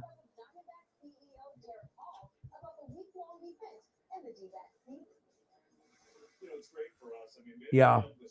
Well, the some of the stuff is like, when they're shooting it and it's live, and they're there, it's like, it's not something that's like edited, like, I don't know. I just think that, a lot of things that are out there are unexplained, and we don't really know all the answers, and especially from stuff, thousands and thousands, it's all speculation and whatnot. But, once you watch that show and you start hearing some of those EVPs, you're like, because like I said, you're not going to get an EVP. You're not going to get that response, in anywhere. Like it has to be a place where there was kind of like, misery or some dark shit that was happening there. So, but every episode I've watched has been awesome. All right, what do we want to see for your donos, brother? How much time do you have to chill and hang out? You got a few minutes you can chill, or do you got to go? I'm gonna delete some of these other photos here, and we'll probably do a freestyle stream tomorrow because the last baseball game starts at like 4, so we'll probably stream at like 6 to 7 o'clock and stream for a few hours. And I don't know what we'll do. We might do food, we might do wrestlers, we might do NFL players, past or present. You know, whatever we decide to get into, I guess.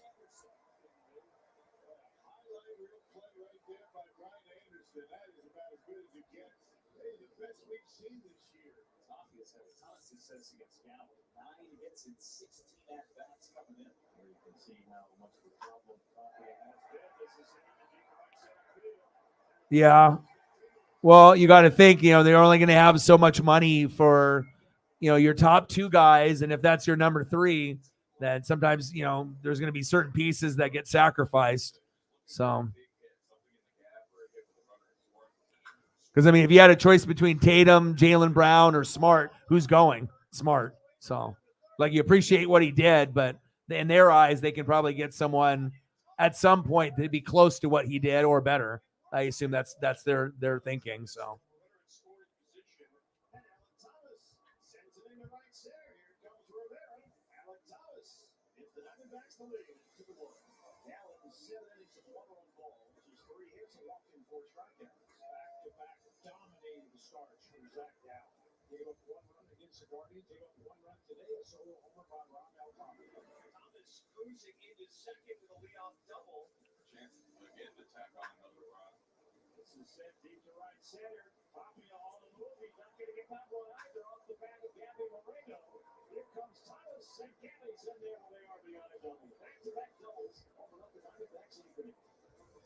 Another day, another solid outing from Zach Gallen.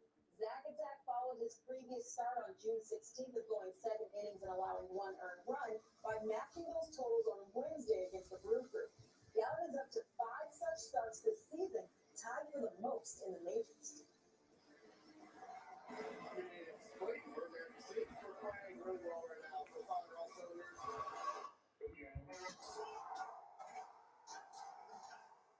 All right, I'm trying to get some food here.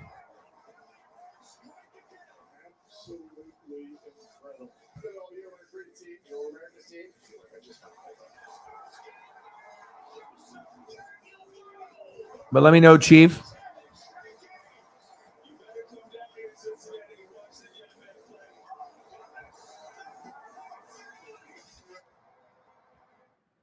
Riding a 10-game win streak, the Reds have officially entered their winning era. Certainly not a feeling they know all too well, considering this is the first time they've had a streak this long since 2012. So everything has changed in the NL Central. Entering play on May 26th, the Reds set 6 games out of first, but now they sit atop of the division. And if the rookie debuts weren't impressive enough, the rookie starter Andrew Abbott has been trouble for his opponents since his debut, keeping them scoreless in each of his first 3 starts. And he looked to continue his red on its start in the majors as the Reds look to reach 11 straight wins. Andrew Abbott has been dynamite. He is not allowed a run. I got my pancake craving out of the way when I hung out with my dad and had lunch a couple weeks back, but I think waffles are next.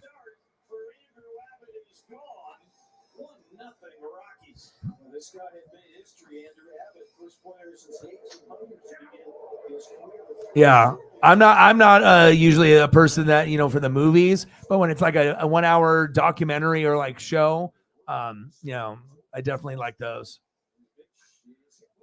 Okay, cool. I was going to go around the 3 hour mark to see, if anyone was going to show up, and you showed up as soon as the game pretty much ended. So you just let me know what you're thinking. If you want to hang out for like another 5-10 minutes or whatever, we can do a few things of food or whatever and go from there. But anything that you want to see photo-wise, I'll definitely take care of you before you got to go. And then we'll see if anyone shows up, and we'll go from there. So we're almost at the 3 hour mark, and I'd be willing to go to the 3 hour, 30 or 4 hour mark if we had the right vibe and the right people. But we can just go for another like 10 or 15 or whenever Chiefs got to go, and we can call it at that point. So.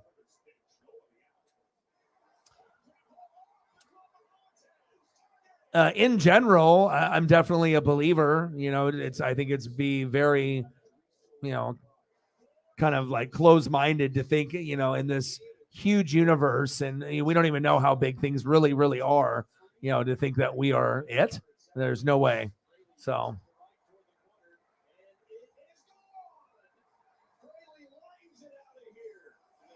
Yeah. But again, if you have to keep Jaylen Brown or you have to keep Tatum, right, or Smart, who's going, right? Just think about that. So it's like the number 3, and he's a defensive player of the year, and he's good. But it's like you can get another player that could be similar or slightly lower, slightly better. It's not going to necessarily ruin the franchise. You got to keep Brown and Tatum together, though. But imagine if you had Smart and Tatum, or you had Brown and Smart and Tatum left, how you would feel. So.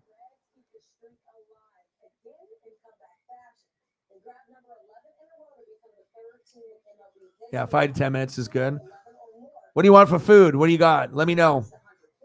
Chief will put in some suggestions on some food options. It doesn't even have to be breakfast. Whatever you're thinking or craving. Yeah, but I like the Ancient Aliens, but I really like the Lawrence Fishburne one and the Unexplained with William Shatner. I mean, shit, I can watch that for hours on end. And I'm on that Jeremy Wade tip. I like the River Monsters a lot.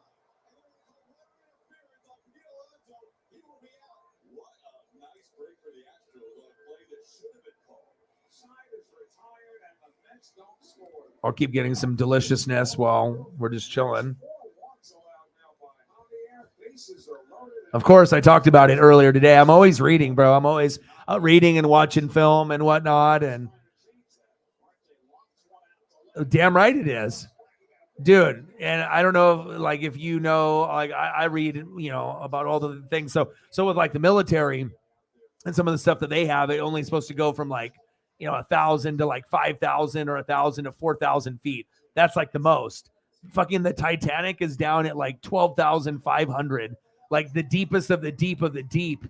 You know what I mean? So this vehicle may not be able to even handle that. And let alone it was like, run by like a GameCube off-brand controller. You know what I'm saying? So it's like, I mean, if any of the valves or seals broke, I mean, they would just explode with the pressure of being down there. But it's like, whether you have the Coast Guard or these other like military stuff, it's like you're way too far down, like $250,000 to pay for that.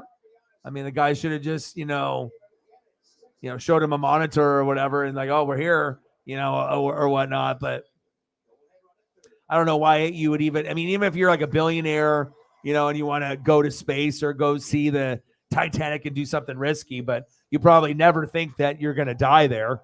That's not in the back of your mind, even though you're signing the waiver and there is a possibility, but you're it's not going to happen, but they're running out of air. I think as of like tomorrow morning, I think they're only going to have like at that point, like 10 to 20 hours left of air. And unless they've already died, which is possible, or they're stuck down there.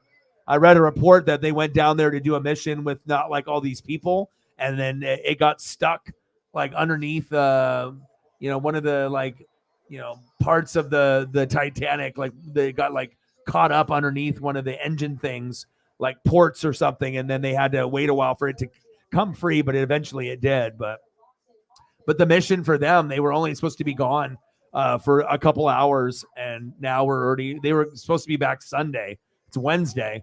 So, right. You know what I mean? Even going up into space, but like you're going that far down. It's one thing if you're going like 1,000 feet down, which is just insane. But to go down 13, like who knows what's down there? You know what I mean? Like our technology, it's like completely black. I mean, like you don't even know what kind of creatures, like, and stuff that's down there, or if there's anything alien wise and whatnot. I mean, we don't have the technology to go down to those depths, but 11 hours. Yeah. I think when I read it earlier, it was at 20, and that was earlier this morning. So that probably is pretty correct, dude. Prayers up for them, but also you got to be kind of dumb to do something like that. Like what? To go there and, and then what? To look at it and then just come back up and like, You know, I guess if you have money to blow and you want that clout, like, oh, I did this, and you know, but if you die, I don't know. The aliens bring them up.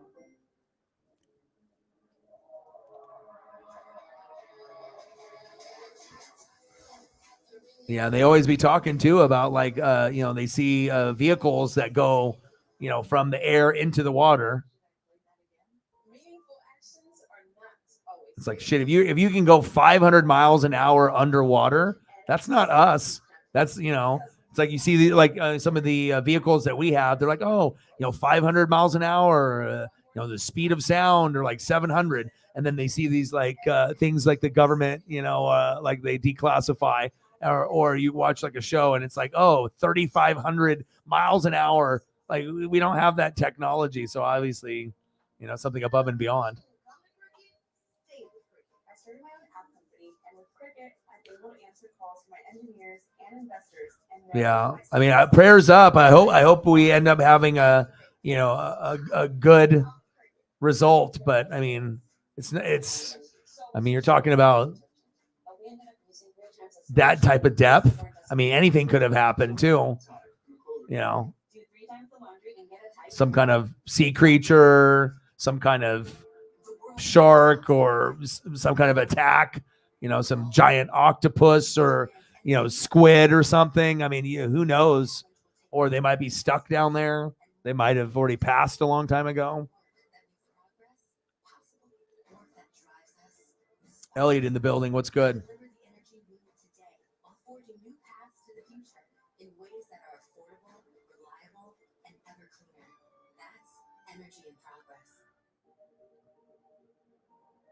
Yeah. I mean, there's just so much stuff that we don't even know. Cause I mean, we don't have the technology, you know, to be able to go somewhere from here to who knows how far space is. Like people have this theory of like how big it is, but like, what if Earth and our, you know, what our little solar system is like in the whole grand scheme of things is like a piece of salt. Like, what if that's how big it is? You know, like, you know, I mean, no one really truly knows.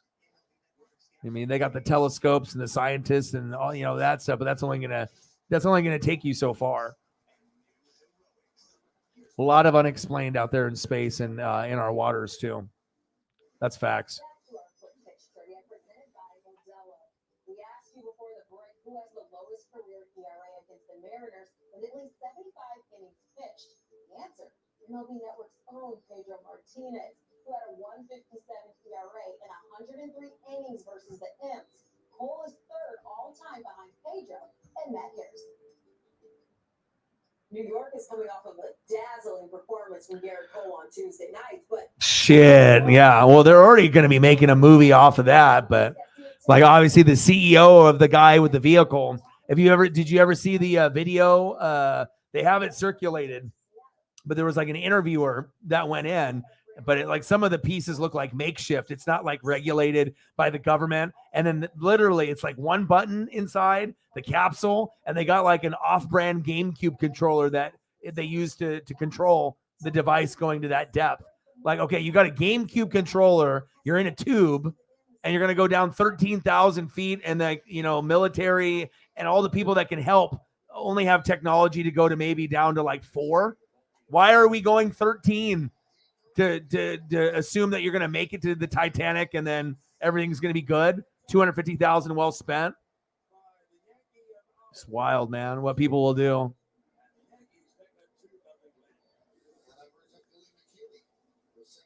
Yeah, I mean, like I said, they're going to be modern day dinosaur type shit. You know, people think, oh, it's impossible for Bigfoot or something like a Bigfoot or, you know, a Loch Ness type thing to exist. But, you know, just because you don't see it, you know, it's like you go camping, like a lot of people go camping and they never see a bear in their lifetime. And they could camp like fucking every weekend in summer, like a bunch, right? And go to multiple states and never see a bear. But that doesn't mean they don't exist, right? But a lot of people never see them.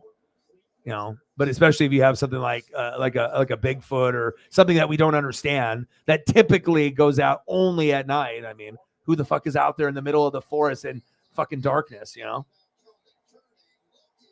Lots of unexplained.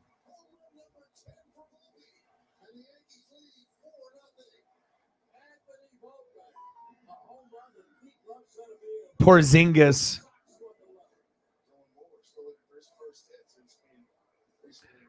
I wonder what Marcus Smart thinks about that. I mean, Porzingis is always kind of injury prone. So if you're the Celtics, you don't probably even really give a shit about all that. And you just hope that the draft picks pan out and Porzingis doesn't get injured. Wizards get Jones, Gallinari, Muscala. Grizzlies get Marcus Smart. So I imagine, well, the Grizzlies got Marcus Smart to replace Dylan Brooks. So that's the whole reason that happened. Dylan Brooks is gone. You brought in someone like a Dylan Brooks, but not as much of a shit talker and actually a better defender. So that's why they did it. Sorry to hear that, brother. No, bro, that's I think that's how they do it. Because like it's through them, they made it or whatever. So oh, you already know there is.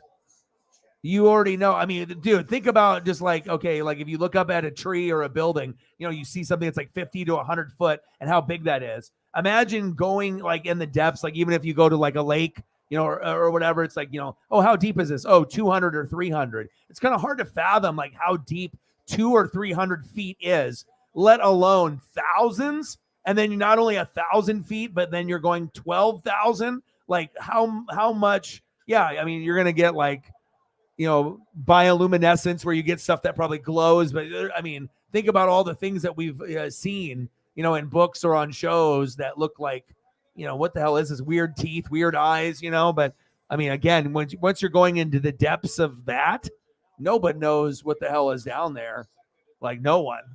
Like, I mean, we always have new like species that gets discovered like every day. I couldn't even imagine going. I mean, at that depth, though, too, and that pressure. Yeah, they're like, oh, if you go down here, you might get to see the Titanic, but you also might explode. They're like, oh, sign me up. There's got to be, like I said, you're always going to have like a rare, bigger version. Like they talk, like an anaconda. So they're like, oh, anaconda, 25, 30 feet. But somewhere, like, in the jungle, there's like that ginormous, Yao Ming anaconda, Shaquille O'Neal anaconda. And then it's going to be like 60 or like 70 or 80, like something double or triple than what they think, that maybe they, there's going to be things like that. So just like with, sharks and other like things underwater. Yeah. Who knows, man? For real.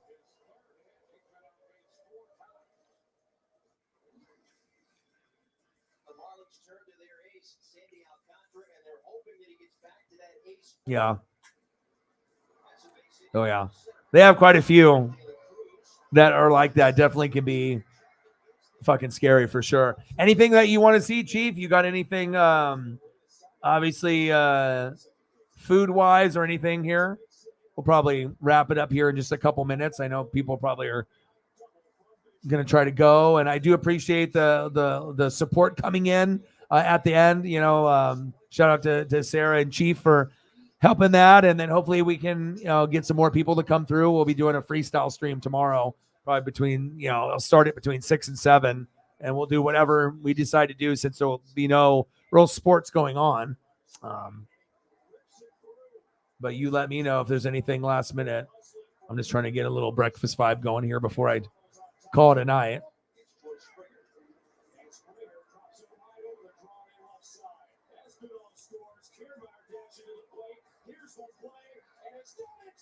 Oh, yeah.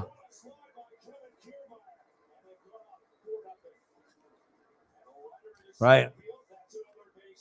I read one of the guys, like the billionaire guy or millionaire guy, he went up with like Elon, and did like the space thing. So some of these people have already done some kind of like, spent the big money to try to go in space. But I mean, one thing to go into space, yeah, was scary too, for sure, 100%. But then going into like water and you just don't know I guess you don't know really what's up there in space either, but you kind of have an idea, based on the things that you've seen before. But when you're talking about like the water, I mean, there's no examples of like what this might look like, or, you know, you don't know.